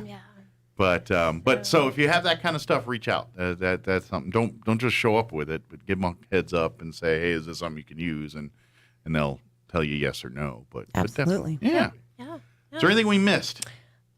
We do have CAPS registration open for the fall semester. Okay. So if you have a student 3rd grade through 12th grade that is showing acting abilities, or you want to, instill some public speaking in them and just confidence, go ahead and go to our webpage and you can sign up on our webpage. Yeah, it's a great opportunity, kids. Because they do all kinds of. Like you said, the theater stuff, but they learn every aspect of theater. Right. They learn about local history and other things through the stuff they're doing. So it's more than just learning to be on stage. Right. It's much more than that. It's kind of using that as a tool to find out what they're into. And maybe it is stage, but maybe they turns out I'm not into that, but I'm into design and drawing. And they learn all the aspects, and so they get exposed to that kind of stuff. But then they do... Like they do their living history, or they'll go out to the cemetery and kind of do their chautauquas around notable Roswellians and things like that. And so they kind of learn history. They learn all these aspects. But at the same time, it's in the guise of, creative things. Right. So. Yes. Good deal. And then improv. Oh, and then we also do have improv. So those dates are coming Our first one is September 23rd for this season. Back in the fall. And and we've got, they're kind of spread out throughout the season. So we'll have several of those nights, and they're a lot of fun. If you like Whose Line Is It Anyway? Yeah. We kind of run our shows that way. Very good. So they're a lot of fun. They're good deal. Really fun. Yeah, come out and now how like Whose Line kind of skirts the line? Like how is it in that same vein, or does it go a little more family friendly or a little more risque? What is... Generally, we're family friendly. I think we may be doing one that's kind of a little more on the risque. I just want to know if there are certain nights you bring the kids, or nights leave them at home. It'll be get a improv sitter. after dark. Yeah. Yeah. You'll know not to bring the kids. Well, and you need those too, because let's face it, we need adult nights sometimes. Right. You have your kids, and I get we surround all of our entertainment and all of our schedules around our kids, and that's not a bad thing. It's a good thing, but sometimes you got to be just the adults tonight. Just do adult things, and otherwise you're going to have the brain of a child all the time and not do all the fun things you would do as an adult. It's like, what's your party tonight? SpongeBob and fruit roll-ups. No. Sounds good to me. I but very good. So, yeah. Well, thank you guys. Appreciate it as always, and we'll see you this weekend. And of course, folks, RoswellTheater.com, TheAtre. Get your tickets. You got today and tomorrow for the Curtains Rising Saturday night event. And, of course, tickets are available right now for She Loves Me Again, August 12th, 13th, and 14th. And then August 19th, 20th, and 21st, 7:30 p.m. showings, the Friday and Saturday nights, 2:30 afternoon Sunday matinees. Right. Good deal. Well, thank you, guys. Break a leg. We'll see you next time. All right. Thank you. All right. It is 8:54. Let's pause for news, a couple commercials, and we'll be back. Don't go away. Now for a Pecos Valley news update, I'm Jared Cirillo. The New Mexico Department of Health Southeast Region and the Eddy County Health Council are recruiting candidates for council membership. New Mexico's health councils play a vital role in identifying and addressing local community health needs and in working to achieve greater health equity. The councils are made up of dedicated volunteers and leaders from the health industry and are community-minded. If you are interested, attend the ECHE meeting on Thursday at 4 p.m. on Zoom. Find the link on the Eddy County Health Council Facebook page. And we have a traffic alert for you in Artesia beginning today. In fact, Eddy County, I should say. Street construction begins chip sealing in northern Eddy County along 13th Street, 26th Street, Cottonwood Road, Crook Drive, Marcia Drive, Jenkins Drive, and Randy Street. Also included in the project are Howard Drive, Diane Street, Teresa, Shella, East Jackson, and Lawrence Ranch. During this time, a pilot car will be shutting vehicles through the work zone. You are urged to use caution as the road department works in these areas. The work is expected to be finished by Thursday, August 25th. You're up to date. I'm Jared Cirillo reporting. I'm meteorologist Steve Hamilton with your Pecos Valley weather. Lots of sun and lots of heat today. Our afternoon high just over 100, and we do have an isolated shower or thunderstorm in the forecast for this afternoon. Overnight, partly cloudy, mid-70s, and then about the same for Wednesday. Sunny most of the day. Our afternoon highs in the low 100s, and just that slight chance of an afternoon shower or thunderstorm. That's your latest forecast. I'm meteorologist Steve Hamilton. With the Wall Street Business Report, I'm Bill Alexander. The National Labor Relations Board has dismissed a charge Starbucks filed against union organizers in Phoenix, saying there was not enough evidence that pro-union workers blocked store entrances or intimidated customers during a spring rally. Starbucks filed the charge with the Labor Board in April. The company contended that the pro-union workers violated U.S. labor law by threatening workers and customers.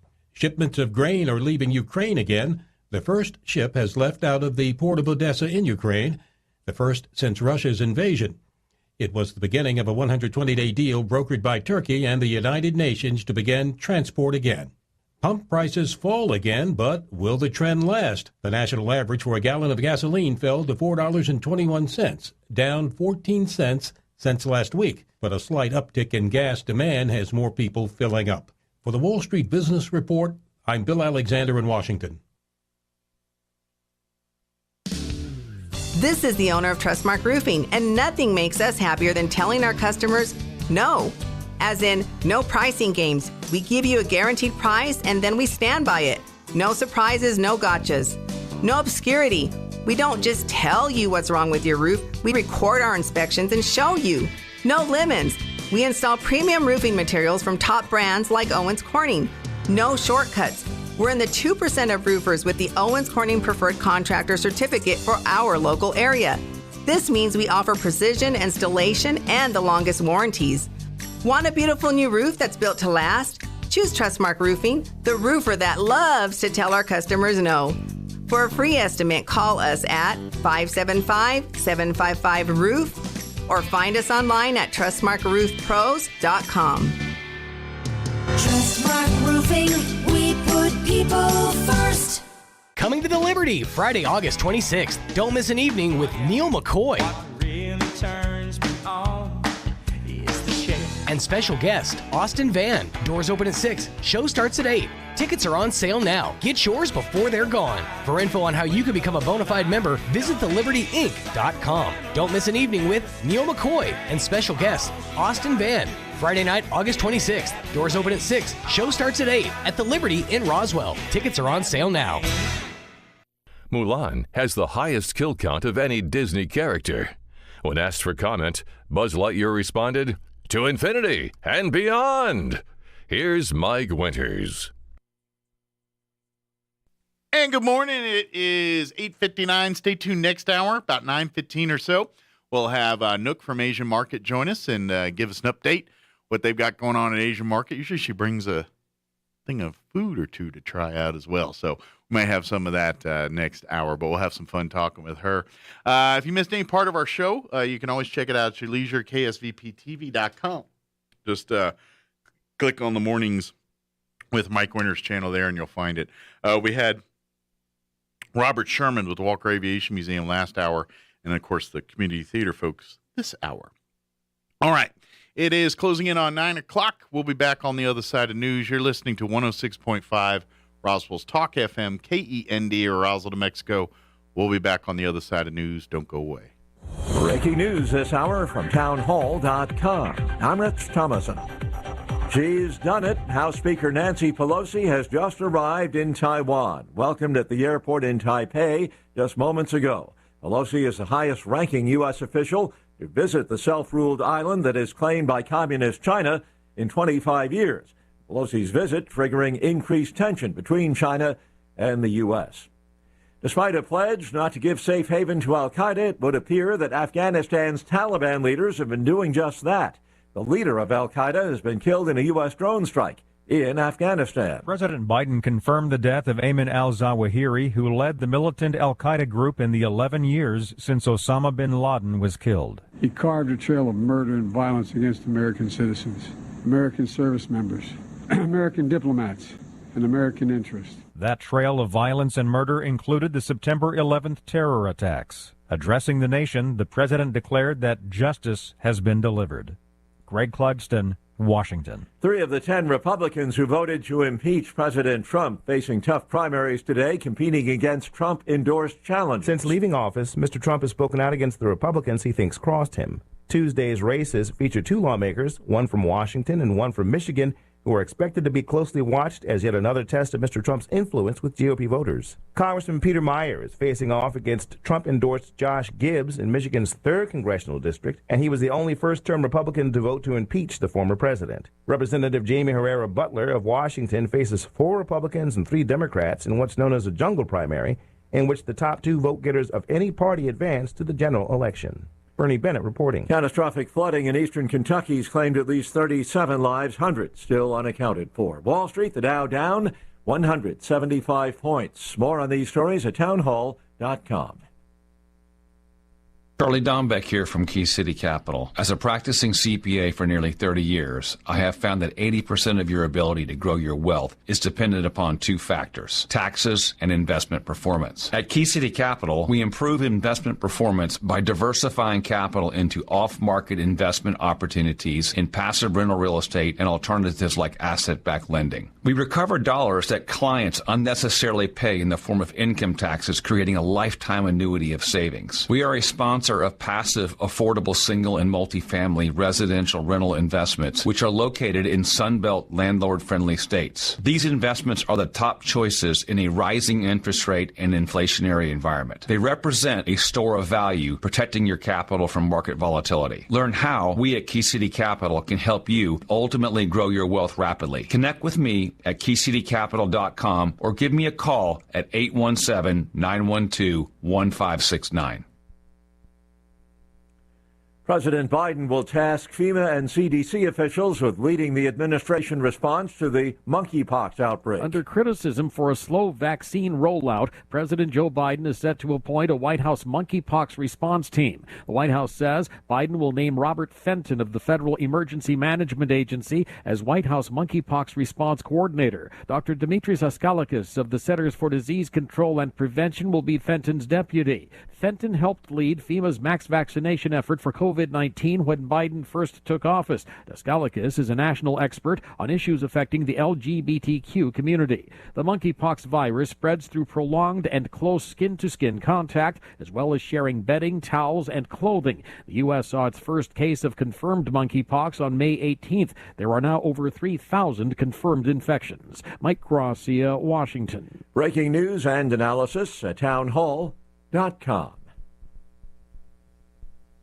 It played a role in Elvis's return to music, and it could be yours. It is the guitar Elvis played in a TV special that reignited his music career after a 7-year stint in the movie business. Singer Presents Elvis is often referred to as the 68 comeback special that was aired on NBC on December 3rd, 1968. The guitar that Elvis played on the show is going up for auction on August 27th. Along with some watches, chains, and cufflinks that he gave to his manager, Colonel Tom Parker. Tasha Stevens reporting. And recapping the hour's top story, House Speaker Nancy Pelosi, currently on a visit to Asia, has just arrived in Taiwan despite threats from communist China. Self-ruled island, of course, is claimed by China, and Beijing has warned of resolute and strong measures if Pelosi went ahead with the visit. More on these stories at townhall.com.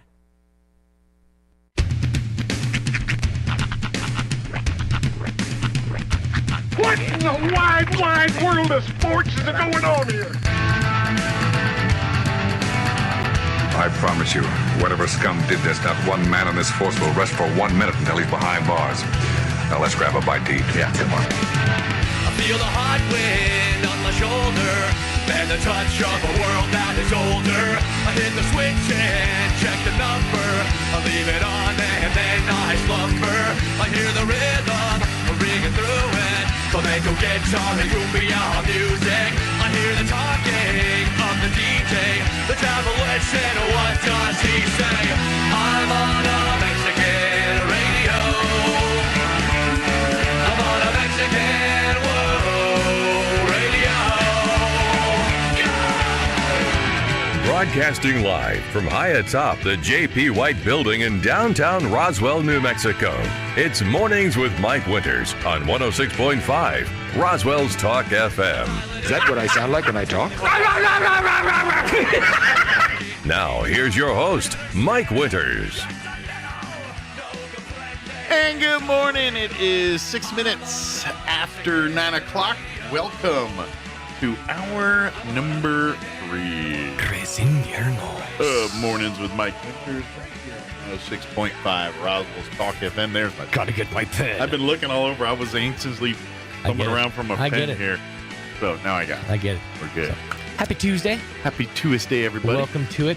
So I started explaining something to Mike off air. Yes. And I got to finish up. But let me back up. So the Mars Candy Company is teaming up with a condiment company to release a seasoning blend that tastes like Snickers. It makes everything taste like Snickers. Like a dust you put on things? Okay. You could put it on like whatever. A Mrs. Dash so kind it's of thing. For dessert foods and stuff, but you can put it on anything. Okay. Savory foods, whatever.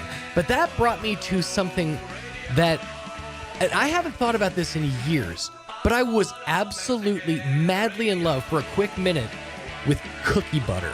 Okay. You ever had cookie butter? I guess I have it. Okay, so let me explain. Cookie butter You can find it at most stores. I know that up at the Walmart they carry it.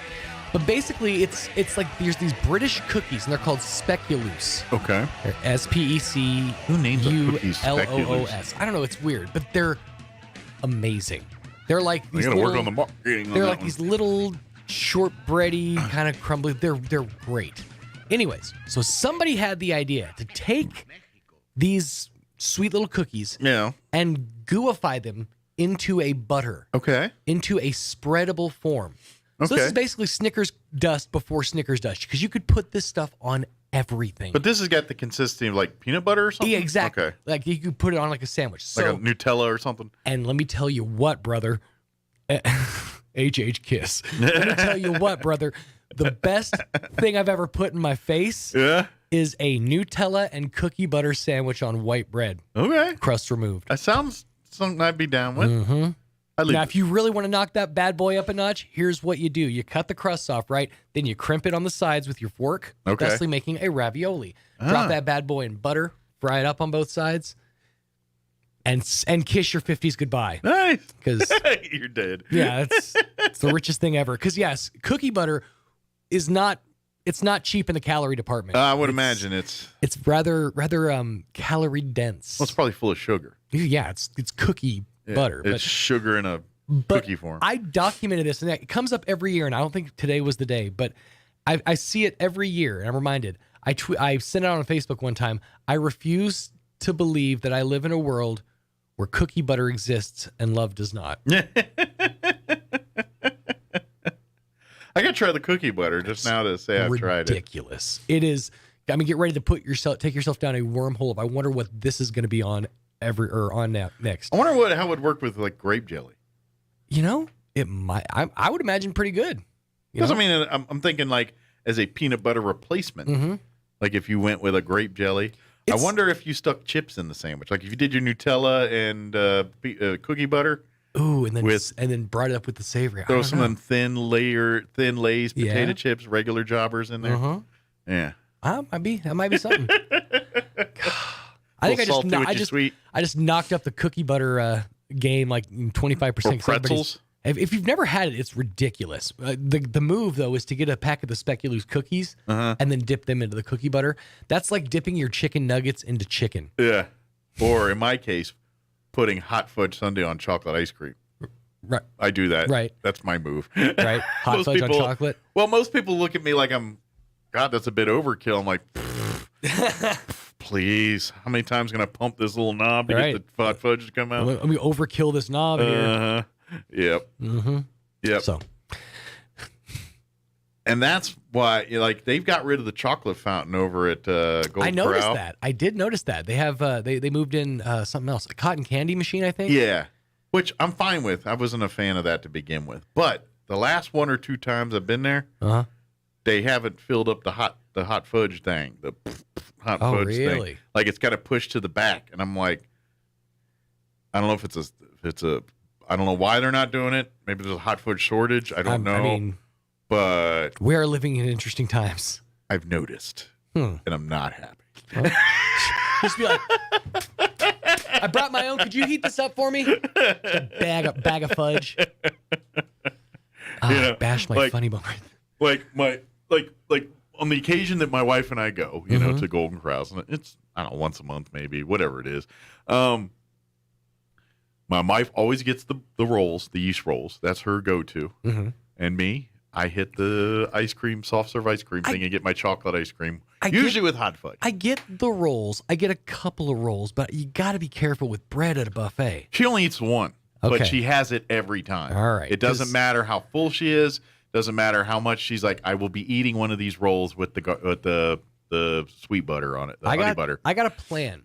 Because we're going, the tentative plan is that we're going back to Vegas in February next year. But not via train.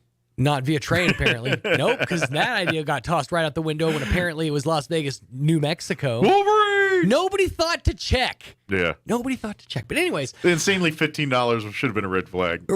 Yeah. From Santa Fe to Las Vegas? No, is that from Albuquerque to Vegas. Oh, it's even. What is that? How long is that plane? Or that? It's like 4.5 hours. By train? By train. It's a long ride. I'm like, you could walk there almost faster. But anyways, I've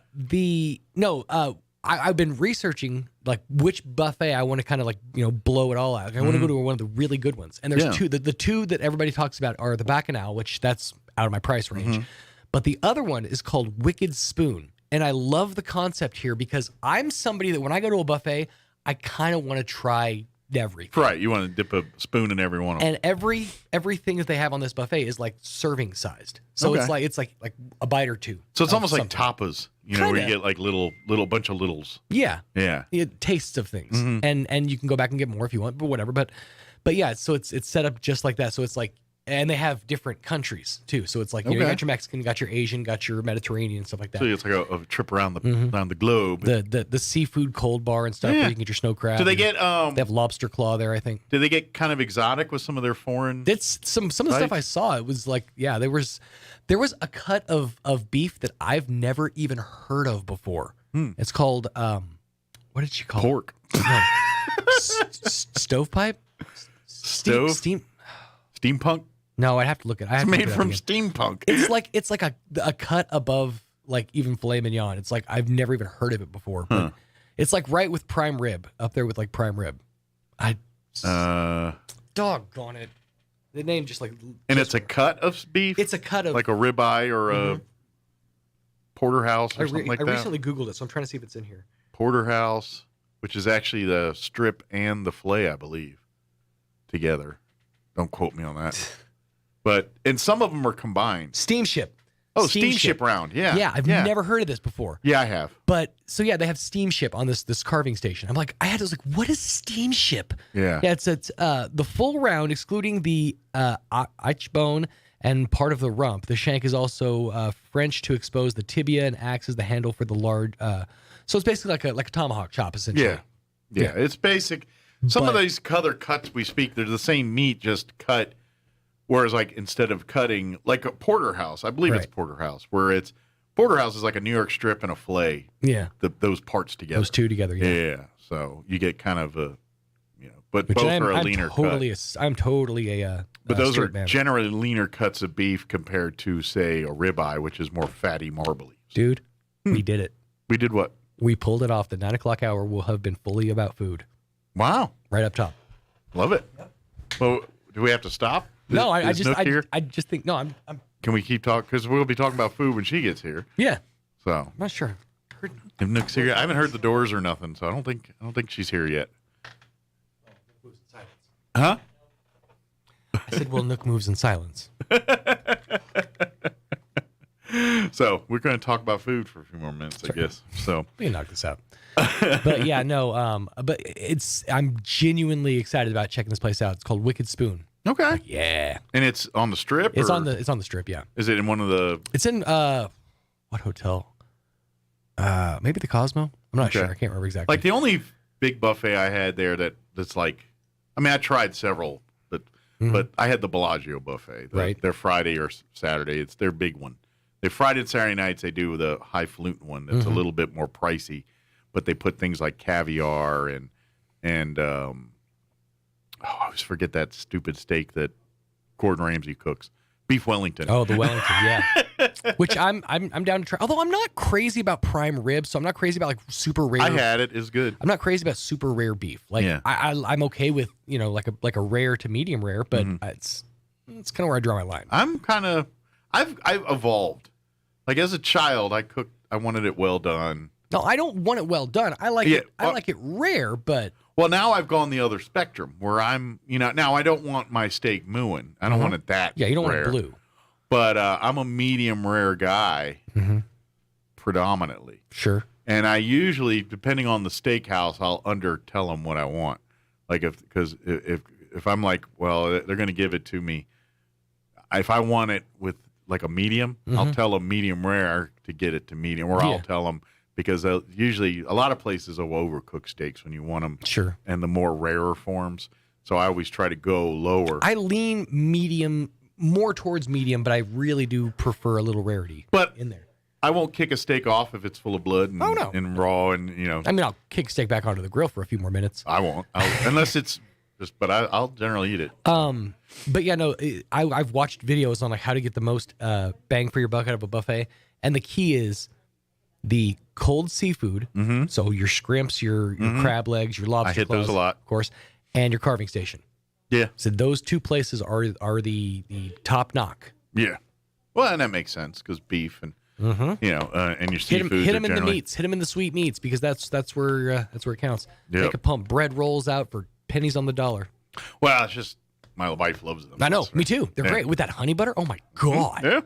Yeah, they are great. It's this honey spread. I'm like, to be what's in honest, most of the time when I get the roll, I use it as a vessel to get other meat in me. Mm-hmm. So I will put something from the carving station on there and make a sandwich. But you gotta try. You gotta go honey spread for at least one. Oh, I do. Yeah, I put that on the meat. Oh shoot! I never thought about that. Come on now. Think I'm new? Yeah, but I'm new. I do this all the time. I don't know about honey butter on meat. I do like it. All right. Try it with fried chicken. Okay. I'll get like the fried chicken stuff off there and put it on there, right. and then put the honey butter in the bread. Or I'll get the ham, or I'll even throw a burger on there sometimes, or You're real weird with it. I don't mess around. Like, you know what else is not bad? Is that teriyaki chicken. Oh, yeah. Throwing that on there. I've thrown fish.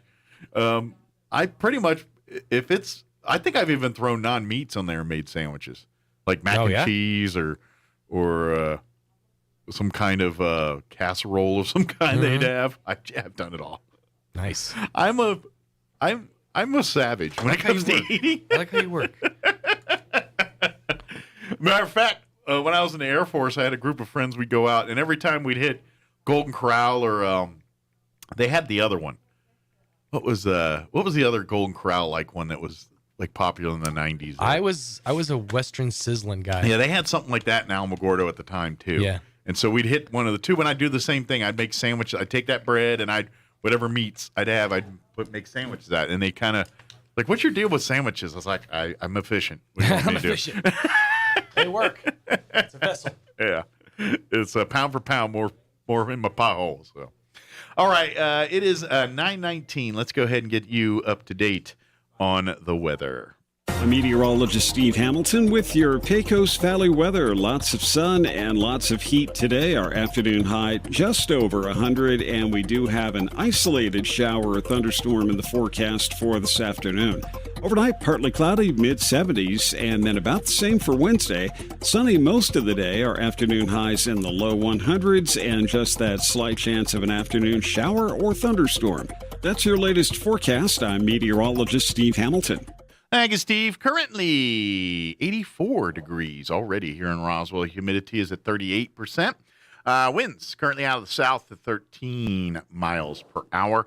We do have a 20% chance of rain because it's monsoon season pretty much every afternoon, including this one.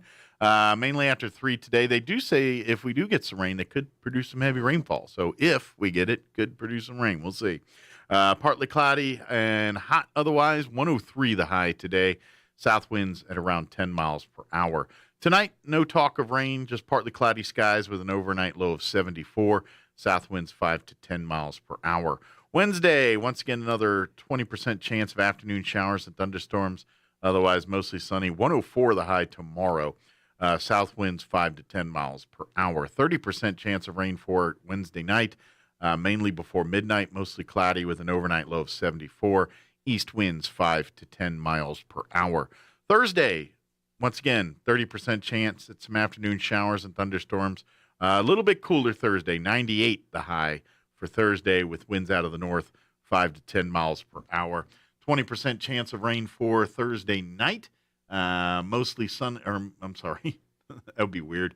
Mostly cloudy with an overnight low of 73. Friday, 20% chance of showers, mostly sunny, 99. And then looking at the weekend, 20% chance of showers Saturday, mostly sunny and hot, 98 for a high, and mostly sunny with a high of 97 on Sunday. All right, it is 21 minutes after 9. We're going to take a 2.5-minute commercial break, and then Nook from Asian Market will be back with us, and she's got a bag of stuff, so we're going to talk all about that on the other side. Don't go away. You're listening to Mornings with Mike Winters.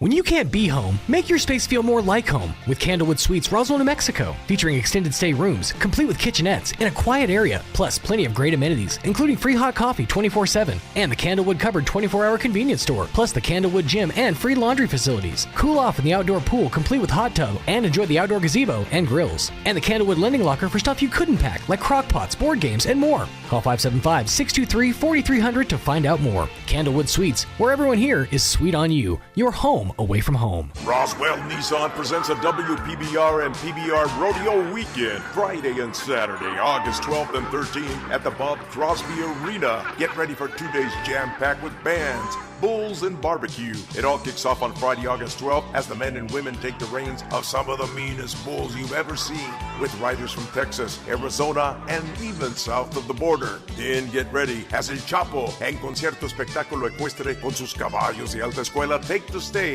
Then on Saturday, get ready for even more pro bull riding and the first annual Smokers Outpost Barbecue Competition, with up to $3 grand in cash prizes for the best in brisket, whole chicken, and baby back ribs. Then stick around for Los Terrenos de la Feria de Roswell and the Justin Kent Band live. WPBR and PBR Rodeo Weekend, Friday and Saturday, August 12th and 13th at the Bob Crosby Arena, presented by Roswell Nissan. Find your path to a greater future at Eastern New Mexico University. With degrees offered both on campus and online, ENMU has the flexibility that you're looking for, and with the New Mexico Opportunity Scholarship, New Mexico residents can now start, continue, or finish their bachelor's degree tuition-free at ENMU. For more information, visit enmu.edu. Eastern New Mexico University. Student success, that's what we're about. Submerge yourself in the ultimate Wild West weekend. Relive the story of Billy the Kid, where it happened, on the most dangerous street in America. Living history, children's activities, plus revealing lectures and tours. Explore the historic site and see the last escape of Billy the Kid pageant. 3 performances with special guest Michael Martin Murphy Friday evening. August 5th, 6th, and 7th. Lincoln, New Mexico. As close to the real Old West as you'll ever get. Your fingernails grow faster on your dominant hand. Not sure which is your dominant hand? Just wait. You'll nail it. Here's Mike Winters. And good morning. It is 24 minutes after 9 o'clock, and joining us in the studio this morning, I'd say all the way back from Thailand, actually. She just got back from visiting family and visiting. Yes, sir. I got you guys give a souvenir from Thailand. Oh, well, thank you. I love knickknacks and things. So this is a frog? A toad. Toad, okay. You're going to have to hold his 2 tail. Two back leg. Okay. Oh, okay. If you hold it from the front leg, see the sound, it wasn't pretty. Oh, so it's a little musical instrument, actually. Yes, sir. Oh, cool. By the way, good morning, Roswell. I'm back. Yes, Nook is back from Asian Market here. Good morning. And we were just talking because earlier in the summer, thank you, Here Nook. for you. Thank you. And thank for you. everyone. And it'll be here with all of our collectibles and things. But we were just talking. You spent a month back in Thailand and early at the beginning of the summer here. Yes, sir. And so and when you go, is it? I mean, obviously you're going to see family and everything, Yes.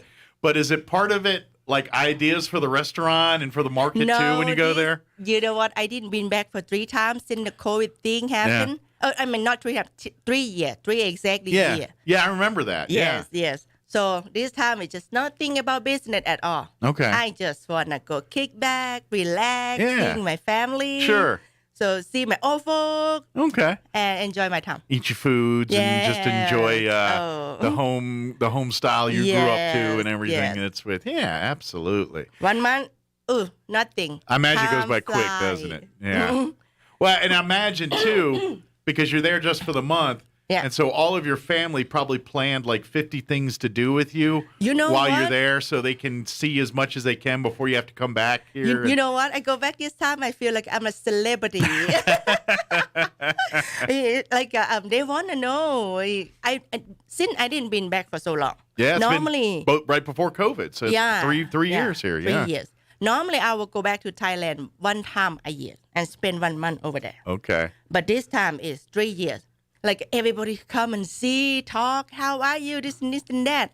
5 people asking each question, each person, each question, and then say, hey, stop. Let me answer this first, and then second. And I have to put my hand up. You had to do like a press this. Just conference. wait a minute. I'll address your questions first. Let's answer these over here. Really, just like that. Oh, that's good. Just like that. It's fun. I know. Kind of like, okay, I didn't been back for so long. Some might miss me. Some might, she here again. Find out who your friends are, right? Yes. Well, for folks that aren't familiar, Nook is the owner of Asian Market there on the South in Maine there on the right there, the book for the big blue sign. And, yes. And if you've never been in there, I don't know how you missed out, but you're missing on a cool little treasure there. Yes. The front part of the store is a full market from meats to vegetables to canned goods to seafood, snacks. drinks. Yeah. Cooking apparel. Yes, we do have things to cook, all that, and all Asian. Yes. It could be from Thailand, Chinese, Japanese, Korean. It covers all of Asia. Asia. Yeah. That's why I say I'm all Asia. All of Asia there. But if you keep venturing a little farther back and then to the side there, you'll see the Asian Market restaurant, Yes, and that's sir. where Nook really kind of shines with all of her recipes for lunch and dinner. Yes. Everything from things you're probably familiar with to things that probably are maybe foreign to some people. You know? Yes, it is. So and you got it all there, and it's all great. This is the comparison when people ask me what's the deal with Asian Market or what it is, and I always say, I imagine like when you go to eat at Asian Market, like the food you're getting is like the food you get if you were like at a Thai's or an Asian family's home. Yeah, it like is. a home cooked meal. I'm trying to make it close to it, but Yeah. I know that people around here they can't eat just exactly. Sure. Just like they have to be a little bit of improvise. Yeah. A little bit of adjustment. Yeah. To go along with people around here. Yeah. And so I like that because it's different because you get like I would imagine like if you have a home cooked meal here at home, it's not like it is at a restaurant. They do different things, and I figure like if I went to a home anywhere in Asia and had a meal, I feel like Asian Market is kind of closer to what that experience would be like. So, and that's why I like about it. And then of course you use all your fresh homemade ingredients and things that are, just hey Roy, can you bring some water in here? Could you get a bottle of water for I got some Nook, coffee. please? Yeah, hopefully she's okay. Oh, thank you. Thank you so much. But definitely, if you have not come and tried a meal, I think today's a good day to come by and visit and try some of the soups or some of the salads or a full meal or whatever you're into here. So come try. Yeah, I'm absolutely. Right there. And then part of the fun is, and this is what I like doing, is you order your food. And then you go walk around the market and just kind of look at the shelves and find things. And I guarantee you're going to find one thing at least that you're going to be like, I want to take home. Will. And then you do that. And so then you have a nice meal, and then you take home something that you picked up off the shelves there, or a couple somethings, depending on, if you're planning a meal or if you're like, and here's another cool part. If you like wanted to learn to make sushi or sticky rice. We got all the equipment, we got all the utensils. Yeah. Let's say I will cover you 99%. Yeah. Except for the water, you use your own. Yeah, at that your you gotta. You can't take it from mine. Okay. but if you want to know how to use some of this stuff, Nook will be happy to show you the little mats to roll the sushi, the rice paper and all that stuff. From the pots for cooking the slow rice or the sticky rice. Steamer, for steam bun. We got that one too. Good deal. I decorate for a steam bun. We got that one too, and then we got like a two tier of a steamer. Okay. You can use this one to steam your rice, or like your dumplings vegetable. or something. Yeah, you can steam anything. Like if you got pot stickers or something in there. Yes, you can just put it in there and I steam it. Yeah. And we also got a steamer at Thai style. Okay. A Thai style is use the bamboo basket. Oh, that okay. one it will work on steam anything you want to. Nice. Just a little bit clean after used it. Okay, so that one gets a little. You gotta get some. Yeah. You It's gotta a get in little there. hard to clean on Gotcha. that one, but that one it requires a still little more work. maintenance to upkeep. Yes, but it yeah. puts out a good piece of food there. It will be good. Nice. Okay. So and that's really what Asian Market's all about. It's just great food whether you want to take it home and prepare it yourself, or if you want to come and sit down and let Nook and her staff make it for And you. we also have a great environment. Yeah, it's a fun place to come and talk and chat. Yes. And during COVID here, you've expanded the place and you've got a big new seating area. And On the side. On the side there, where there's plenty of seating for you to sit down and enjoy your meal and just have a conversation or whatever, and then go back to work. Bring in your friend, your coworker, go sit down, have cool air. And if you like the food so much, you're like, man, I want to next time I have a little party or get together, I would love to get some of that fried rice or some of the chicken or some of anything there. She can do like give her time. Let me know ahead of time if you're gonna bring in a big party. Yeah, because and she'll make I can arrange. I can adjust. Set the table ready for you. Gotcha. So if you want to make but if you want like a big tray of fried rice for your It'll be fine get together, she can help you do that. Yes, all that stuff too. One of the other fun parts is Nook always brings fun things from the store or from the restaurant. It's gonna be every fun time. today, guys. All right. Uh-huh. Is that an insect? Yeah, It looks like a cricket or. I let you open it. Okay. We're gonna try this one first. Okay. And I bring another one here that we have it in store, Pocky. Okay. I personally like this Pocky. Okay. I normally don't eat much snacks. Okay. But I opened it up. And kind of like one day on the road trip. Okay. My kid grabbed it. Mommy, try this one.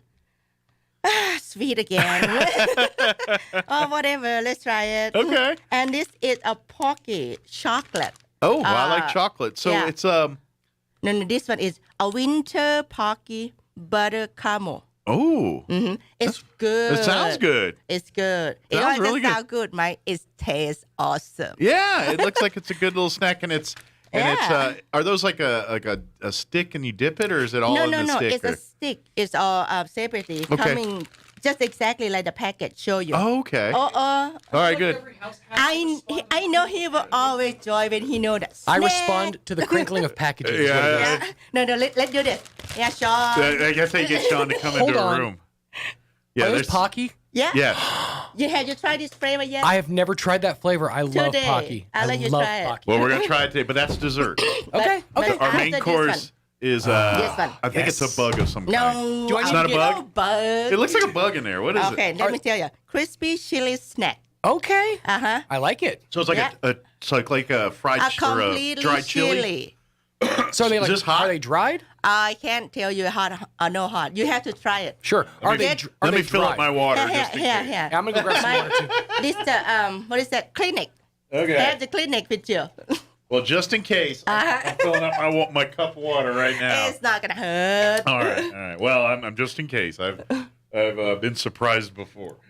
Really? Well, yeah. Well, we did. This is actually before Sean was with us. We did the Pocky Chip Challenge.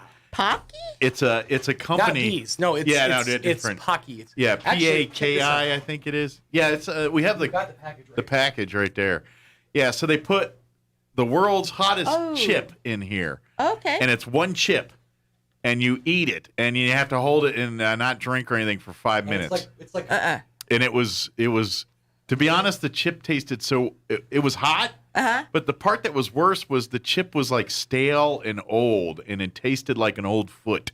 And Wait a minute. Of course, Mike has a critique of the chip itself. Yeah. He's like, I was dying, sure, but the chip could have been I better. I can do some challenge, but I'm not gonna do any challenge. I'm gonna hurt myself. yeah. In the end of the day, no way, Jose. we're not what you call smart people. But Are we ready? Yes. yeah, let's do this. I will Right let. Who's gonna open it? I'll open it. Okay. All right. I'm traditionally the, hey, can somebody open this jar? In my Yeah. family, so, okay. When you open So it we're gonna up, it will crack have open. a seal. Okay. Has it got the Nice. ceiling? You have Yes, to- Yeah. it's got a okay. seal. So I can tell you they're dry, so it's like a hen snack. Okay. Yeah. Oh, that's satisfying. Okay, so it's like opening up a new can of tennis balls. Okay. Or Pringles. Or sure, Old Pringles. school Pringles. Yeah, Not the old new school ones. Pringles. Yeah. These always scare me. Ugh. Careful. Yeah, I Or know. Vienna sausage. The first man ever severed off a finger in radio. Mm-hmm. Okay, initial judgment. It does not smell hot. Like Okay. it doesn't have a hot smell. No. Take a whiff of that. Yeah. It's just it's smells kind of nice. You know what it smells like? Is when you walk by the dried chilies in Dry the chili store. and then the sesame seed. You will smell sesame seed. Okay. Uh-huh. I dig some sesame. Don't touch your eye after you grab a handful of Gotcha. that. Of this? Don't forget. Don't. Oh, so it's like Do not. they're like Warning. sesame sticks. All right, so don't Yeah. touch my eyes now. Don't touch your eye. Okay. Okay. Clean it I first. got too much. Hold on. All right. Go Ready? for it. Yeah. All right. 1, 2, 3. Pop it down. Yep. Oh. You'll be fine. Oh, that's delightful. Uh-huh. I like that a lot. That is okay. I have this one. This is my new snack on the road trip. I always have it in my car. I got 2 things in my car. Oh, actually 3. One is a salt lemon candy. That's what I always have. And the second one is a ramen noodle. Okay. That I sell is over there. A white brand. I clump it up and then put the seasoning in. Have a small spoon with me on the road trip and then. Ooh. You know what? These kind of And this they're is getting my warm third now. thing. Yeah, I was gonna say it sneaks. It sneaks. It's getting up warm you. on the back end. Yep. And then you can't stop. Oh no, this is delightful. You can't stop. They are good. You know what they kind of remind me And of? it seems healthy too. We just talked about this the other day, weirdly enough, Sean and I.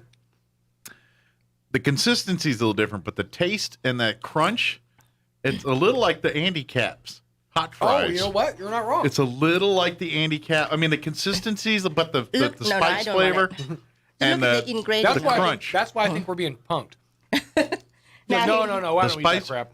the spice flavor. I'm gonna get a couple. I really can't stop. This is Yeah, I want to get a couple more. They're pretty good. Yeah, I could easily sit there and just Yeah. absent-mindedly eat It this is. whole jar. Mhm. Yeah. My kid love it. My second one love it. My first one not. If you look at ingredient, you have a 100% Thai chili, and then it will have a sesame seed. Yeah, it's 90% chili, 5% sesame, Yeah. 4% palm oil, and 1% salt. So it's actually pretty That's healthy. all in there. Yeah. Yeah. That's And all it's it is. only 75 calories. Well, Pretty low. I'm sure you're not gonna finish the whole jar. Not in one setting. No. Yeah, because the burn. Eventually, you're like, okay, I'm good. Yeah, the No, burn. but what's the gonna burn happen is puts you. I'm gonna put this down, and then 5 minutes later, I'm gonna go find it again. And he's gonna hide it from you, okay? Uh-huh. He said he's Oh. gonna go find it again. That means he's By gonna hide hide. it, he's gonna hide in his belly before he Hide gets it. in. Yeah. Yeah, we each pick our favorites every time you come here. Yeah. Like the last time, I think we split up the kimchi's. Yeah, I like those. Yeah, that's a good snack. That's a good little. Roy, you want some of this hot fire? Like if you like nuts and trail mix and that kind of those kind of snacks, you'll love that because that's in the same vein of like those handful Chex Mix things. It's in the same. No, it's No, not bad. they're not. Not bad at all. They're gonna be a little warm on the back end. Yeah. I don't know how you do with heat. I found out the other day that young Roy here is half Hispanic. I had no idea. He told me the other day in the car. He's like, yeah, his mom's Mexican. Nice. From Mexico. I was like, wow. I had no idea. Yeah, halfway. Yeah. So what do you think? He didn't look. I don't know. He's got a look of a. Is it a little hot for you? Yeah. Sorry, but you might want to go grab some Go water. get some water. It heats up on the back. It half. does, yeah. It gets warmer. Just a little. on the back. Just a little. Mm-hmm. It's not deadly, but That is delightful. And it's because it's got that flaky. Mm-hmm. Like if you're not careful, Oh yeah. you might swallow a little too big, Yeah. make you choke too. I Yeah. love the crunch of it though. It's very very good. A satisfying. So it's not insect, okay? Well, it did kind of look like crickets in there or something. I You was look from like, the yeah. outside. Mm-hmm. Which I didn't care. I'd eat it, but flaming Cheetos. Right? yeah. Yeah. That's what I'm saying. It kind of reminds me of the Andy Caps a little bit. Yeah, they're really good. Are we- Excellent. are we ready to for go our sweet? dessert? Let's Yeah, go sweet. okay. Yeah. Poor So Roy it- looks like he's about to blow up here. It's Porky. What flavor is that? It's Chocolate. The, No, this one's not. a caramel. Oh, Winter caramel. caramel. Okay, Yeah. okay. Yeah. It's caramel. Because yeah, the chocolate ones are And inside of some of my it, it's favorite. got a single. You open a bag, you will find another bag in here. Got a Nice. single pack of it. Right? Here we go. Don't Oh, fight. I will give it to you. You're right. You're right. I apologize. He's man. a No, no. I he's was a just rabbit. kidding. I was just, Thank you. I always reach for the pocket like a crazy person. Well, it says chocolate, Pocky chocolate. Mm-hmm. Okay. So But it's chocolate caramel, right? It's caramel. Okay. Okay. All right. Initial. Oh my gosh, they smell fantastic. You leave in the car. Don't leave it in the car. It will Oh melt. yeah. Okay. Yeah. Actually, my sister mailed some of these to me from I a did shop in it too. Oklahoma, and they all melted. It's like one big Pocky stick. Yeah, it is. That mine Probably too. still tastes good though, doesn't Oh, it? I'm sure. All right, you ready? Yeah. Oh, it's like white chocolate? You're not going to stop and you eat it. Oh, yeah, that's good. No way. Because I finished the whole pack myself. It's almost like those And I little melt dipped the second pretzel pack. sticks. Uh-huh. Yeah, those are so good. The caramel is like, it's different. It's buttery. It's very buttery. The caramel. You know what's my favorite part? Is the salty sweet mix. Right. Can't find a... Saltiness of the cookie, the pretzel, whatever that is. With the sweetness of Oh, the... it's right here. It's right here. I will tell you.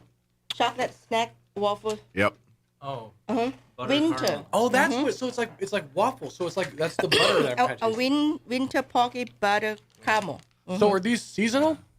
Like you only can get them like one time a year? No. I'm trying to get it in, but Okay. in a very, very hot season, right now, I will not bring anything. Sure. Because they melt. This pocky is expensive, and I will not bring it in the summertime. I will sell whatever I have because it's gonna melt. And Right. my distributor will not send it.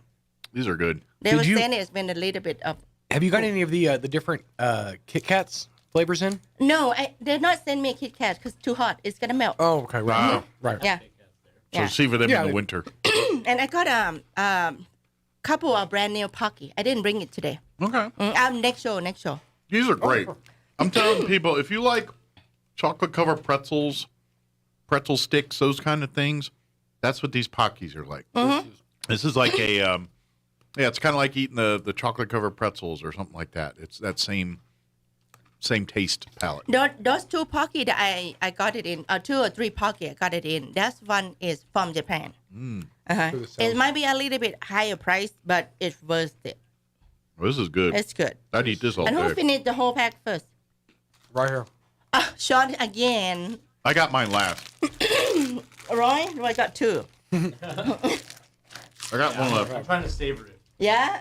Got 3 more. 3 more packs. I'm just gonna inhale and savor that. This is my last one right here. I'm just literally stopped talking and been eating for the last 5 That's minutes. the same. I'm like, this is gonna just sound terrible. We're just a bunch of crunching and noises.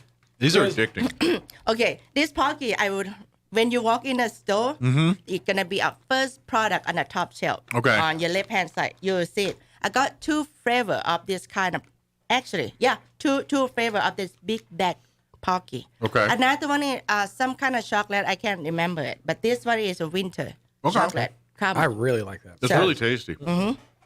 And the second shelf from the top is going to be another kind of pocky too. Okay. And when you walk in, on your right-hand side in the middle of the store, you will see that snack, the chili snack. Okay.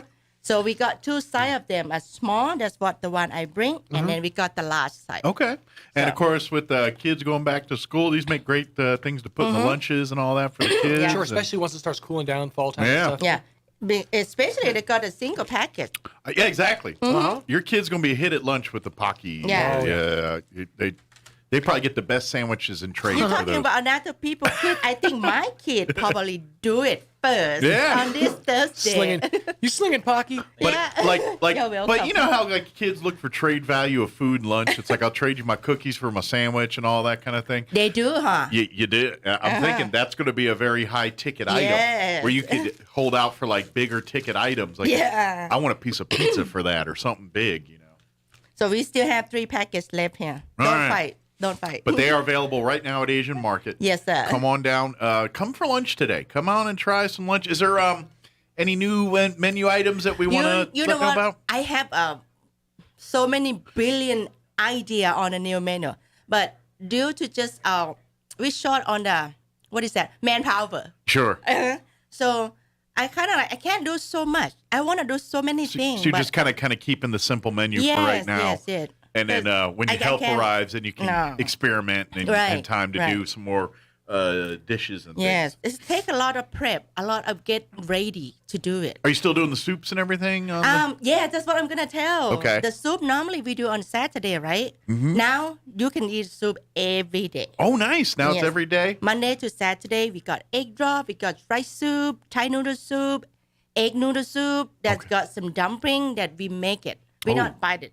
And we got some. Do you red still have the pork. soup with the pork, the red pork? What was it? Yes. Oh, that stuff but, was but good. I'm not do the red pork anymore. The Okay. dry one, the dry style one. I Gotcha. don't do anymore. It's kind of like it takes so much time when I'm busy. I just can't run. Sure. I have to be there to get another thing done too. So, are you looking for employees right now? If someone's looking for work, I do. Okay. I'm looking for help cook.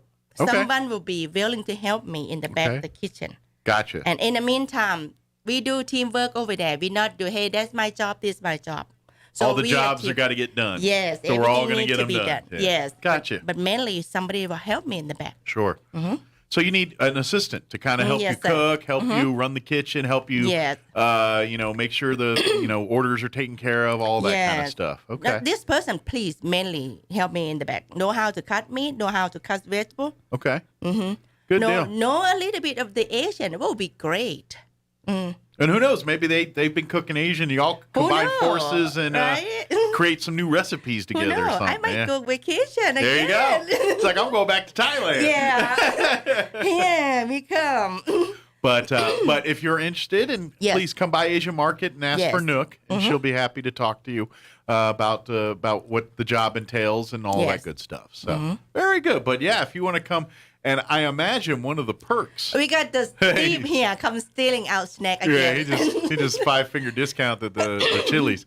But if when you come out and check the stuff out, but I think you'll really be every time we go there, you find you just have a good meal and a good time, and it's just good food and I'm not going to lie, the trip going down and checking out some of the items on the shelf is kind of an adventure because there's a lot of things that are going to be very foreign to you. Things like duck eggs in a can, and you're going to no, that's a quail egg. Quail eggs in a can. Quail egg in a can. Duck salted a pickled duck egg. Okay, they come pickled into jars or whatever. The pickles come in a single package or something. But here's the thing: if you want like soy sauce. Like, you can come in there. They got a whole aisle with just soy sauces. I can't remember what kind of soy sauce I have. There's so many. Or if you love the sriracha, there's about 20 different kinds of sriracha. If you love, like, rice wines, things like they got all of that stuff. Yeah. It's funny when I have customer come in. No, can you help me find this soy sauce? And I'm the one who orders some product myself. I know that I have it. It's like I've ordered it. But I'm the one who put in order and bring it. And I said, but where is it? Kind of like that. It's just so many different. Too many. Yeah, so many. There's a great variety of stuff. And then, of course, everything from quick on the go stuff like we're talking here to more intricate. Like if you're looking for fishes and meats, they got that there too. They got them there in the freezers there, and vegetables, fresh, frozen vegetables. They got all of that there too. I have some of them, some not all of them, just some of them mostly. And now we have the old product that we out of the shelf for a while is the hot noodle. Now I got 4 flavor right there: the hot one and the black normal one. And another one is cheese flavor, curry flavor, and then a carbonara. Okay. That's it. I got 2 times black original, chicken stew, cheese flavor, curry, carbonara. So it will be 6 flavor of the Samyang hot noodle. Okay. That's the kid love to do the challenge or something like that. Nice. Now it's back on the shelves again. Okay. Yeah, if you love ramen and all the noodles she's got a huge selection of various, from hot to savory to sweet to everything in between. So very good. But come on by. Give everybody the hours for the market and for the restaurant. Okay. For the store hour, Monday to Saturday, 10 to 7. Okay. Sunday, 12 to 7. Okay. For the restaurant itself, Monday to Saturday, only 11 to 7. Okay. Sunday, we close. The restaurant will close every Sunday. Okay. But Monday through Saturday, 11 to 7. Only. Come on by and give you a meal for lunch or dinner there. Yes. So, and don't forget she's on DoorDash and all that. No. I'm not doing anymore because oh, you're not? Okay. No, because I thought I still saw your name on there last time I looked, but probably they didn't take it off. Okay. It's just I'm too busy in the so back. come down and visit and see the market and do all that good stuff. But it's I'm telling you, you're going to be happy. Come for lunch today. Try it out, and I guarantee you're going to want to come back and try that something else. You're going to find something else on the menu you're going to want to try. Yes. And then of course, if you want to do it all yourself, she's got all the stuff you need there, and she can help you do it. If you always wanted to learn cooking various Asian dishes, cuisine, Nook's got the equipment and the know-how to help you do that. So. All you do is just go in and ask. Yeah. She got you covered. Yeah. So. Awesome. Is there anything we missed? Anything we want to share? Well, not very much, though. Just come and eat. Yeah, just come in and eat. Awesome. While you're waiting for your food, just walk, talk, shop. Yeah. And then look around the store while you're waiting for your food. I guarantee you're going to find something you want to take home. Yes. Guarantee it. So, well, thank you, Nook, as always. Appreciate it. Thank you for the treats. They were both delicious. This was a big You're winner on both. welcome. And then I guess now you got to go visit Sean. He's going to go make some commercials with you here. We're going to do something. Yeah. So. But thank you, Nook. Thank you. And hide those because he'll steal them all. So. All right. Look, he brought the jar back. I was like, the jar's already gone. So. He come and take it, and then he brought it back. Yeah, he did. He just wanted a handful. Well, thank you, Nook. We'll see you You're next time, welcome. okay? And welcome back. Yes. It is 9:52. Let's take a quick break. Actually, news and a quick break before we go. Now for a Pecos Valley news update, I'm Jared Cirillo. The New Mexico Department of Health Southeast Region and the Eddy County Health Council are recruiting candidates for council membership. New Mexico's health councils play a vital role in identifying and addressing local community health needs and in working to achieve greater health equity. The councils are made up of dedicated volunteers and leaders from the health industry and are community-minded. If you are interested, attend the ECHE meeting on Thursday at 4 p.m. on Zoom. Find the link on the Eddy County Health Council Facebook page. And we have a traffic alert for you in Artesia beginning today. In fact, Eddy County, I should say. Street construction begins chip sealing in northern Eddy County along 13th Street, 26th Street, Cottonwood Road, Crook Drive, Marcia Drive, Jenkins Drive, and Randy Street. Also included in the project are Howard Drive, Diane Street, Teresa, Shella, East Jackson, and Lawrence Ranch. During this time, a pilot car will be shutting vehicles through the work zone. You are urged to use caution as the road department works in these areas. The work is expected to be finished by Thursday, August 25th. You're up to date. I'm Jared Cirillo reporting. Waking up on the right side. This is the Sean Hannity Morning Minute. You know, if you look at the resulting tax hike, for example, we did not raise taxes. Manchin was on Fox News Sunday. Yes, they did. As he did this deal with Schumer. You know, he means the deal wouldn't raise the top tax rates, but it does tax hike $313 billion, thereby targets companies whose business is capital intensive, meaning they have to invest heavily to function. So, for example, if you look at what the Wharton School of Business is saying, UPenn, the breakthrough U.S. legislative deal, key parts of it, won't reduce inflation at all, according to the UPenn study. Not at all, not one bit. From coast to coast, from sea to shining sea, it's the Sean Hannity Show.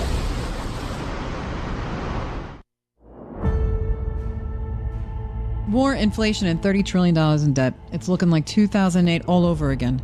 Millions of Americans watched their retirement savings disappear, while those who invested in physical gold and silver were protected. And if you have $50,000 or more in your IRA, 401k, or savings, you could be at risk again. Right now, thousands of Americans are using an IRS loophole to add physical gold and silver to their retirement savings. So call 855-815-GOLD, G-O-L-D, to get a free gold IRA kit and learn how you could get $10,000 or more in free silver to protect your retirement savings. Goldco is the company Sean Hannity and I recommend for gold and silver, and they've helped place nearly $1 billion in precious metals. We could be looking at a recession worse than 2008, so don't wait. Call Goldco today. Call 855-815-GOLD. 855-815-GOLD. That's 855-815-GOLD.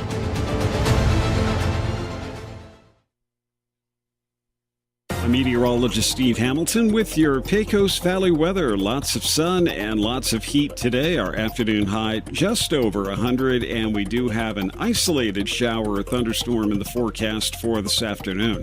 Overnight, partly cloudy, mid-70s, and then about the same for Wednesday. Sunny most of the day. Our afternoon highs in the low 100s, and just that slight chance of an afternoon shower or thunderstorm. That's your latest forecast. I'm meteorologist Steve Hamilton. With the Wall Street Business Report, I'm Rich Thomason. Wall Street opened lower this morning amid jitters over House Speaker Pelosi's trip to Asia. Investors like peace and quiet, and China's threat of dire consequences should Pelosi visit Taiwan are doing little to calm their nerves. Asian markets saw declines, and the opening bell on Wall Street greeted U.S. investors with big losses. Pelosi has said she's visiting Singapore, Malaysia, South Korea, and Japan for talks on a variety of topics, including trade, COVID-19, and climate change. If Pelosi's visit does materialize, she'll become the highest-ranking elected U.S. official to visit Taiwan in more than 25 years. Bob Agnew reporting. Uber continued to build momentum in the second quarter. Revenue more than doubled to $8.07 billion. Meanwhile, London-based energy giant BP's earnings tripled in the April through June period. For the Wall Street Business Report, I'm Rich Thomason. Roswell Nissan presents a WPBR and PBR Rodeo Weekend, Friday and Saturday, August 12th and 13th at the Bob Crosby Arena. Get ready for 2 days jam-packed with bands, bulls, and barbecue. It all kicks off on Friday, August 12th as the men and women take the reins of some of the meanest bulls you've ever seen, with riders from Texas, Arizona, and even south of the border. Then get ready as El Chapo and Concierto Espectáculo Ecuestre con sus caballos de alta escuela take the stage. Then on Saturday, get ready for even more pro bull riding and the first annual Smokers Outpost Barbecue Competition, with up to $3 grand in cash prizes for the best in brisket, whole chicken, and baby back ribs. Then stick around for Los Terrenos de la Feria de Roswell and the Justin Kemp Band live. WPBR and PBR Rodeo Weekend, Friday and Saturday, August 12th and 13th at the Bob Crosby Arena, presented by Roswell Nissan. Jennifer from Trustmark Roofing here, and I can tell you it's not always easy being a female in a male-dominated business like roofing. I remember one time I was at a meeting to bid on the roof for a local college, and it was me and 13 men. Well, I won that bid, and I'd like to win your business too. My dad was a contractor, and I've been around building and roofing my whole life. I'm licensed and bonded, and I've forgotten more about roofing than most roofers ever knew in the first place. But what really sets Trustmark apart is an obsessive attention to detail that ensures that everything goes smoothly the first time. I promise we will treat you right with respect, and we will make you happy. So yeah, it might be a bit odd for a woman to own a roofing company, but give us a try. Let us give you an estimate for your roof. I think you'll be glad you called. For all your roofing needs, call us at 575-755-ROOF or find us online at TrustmarkRoofPros.com. Trustmark Roofing, we put people first. The average American spends 2.5 days a year looking for lost items. We aren't sure how long Europeans and Asians look for lost stuff. We lost the list. Here's Mike Winters. And good morning. That's closing in on 10 o'clock. That's going to do it for us. Thank you very much for allowing us to be a part of your day. Have an amazing day. We'll be back bright and early tomorrow.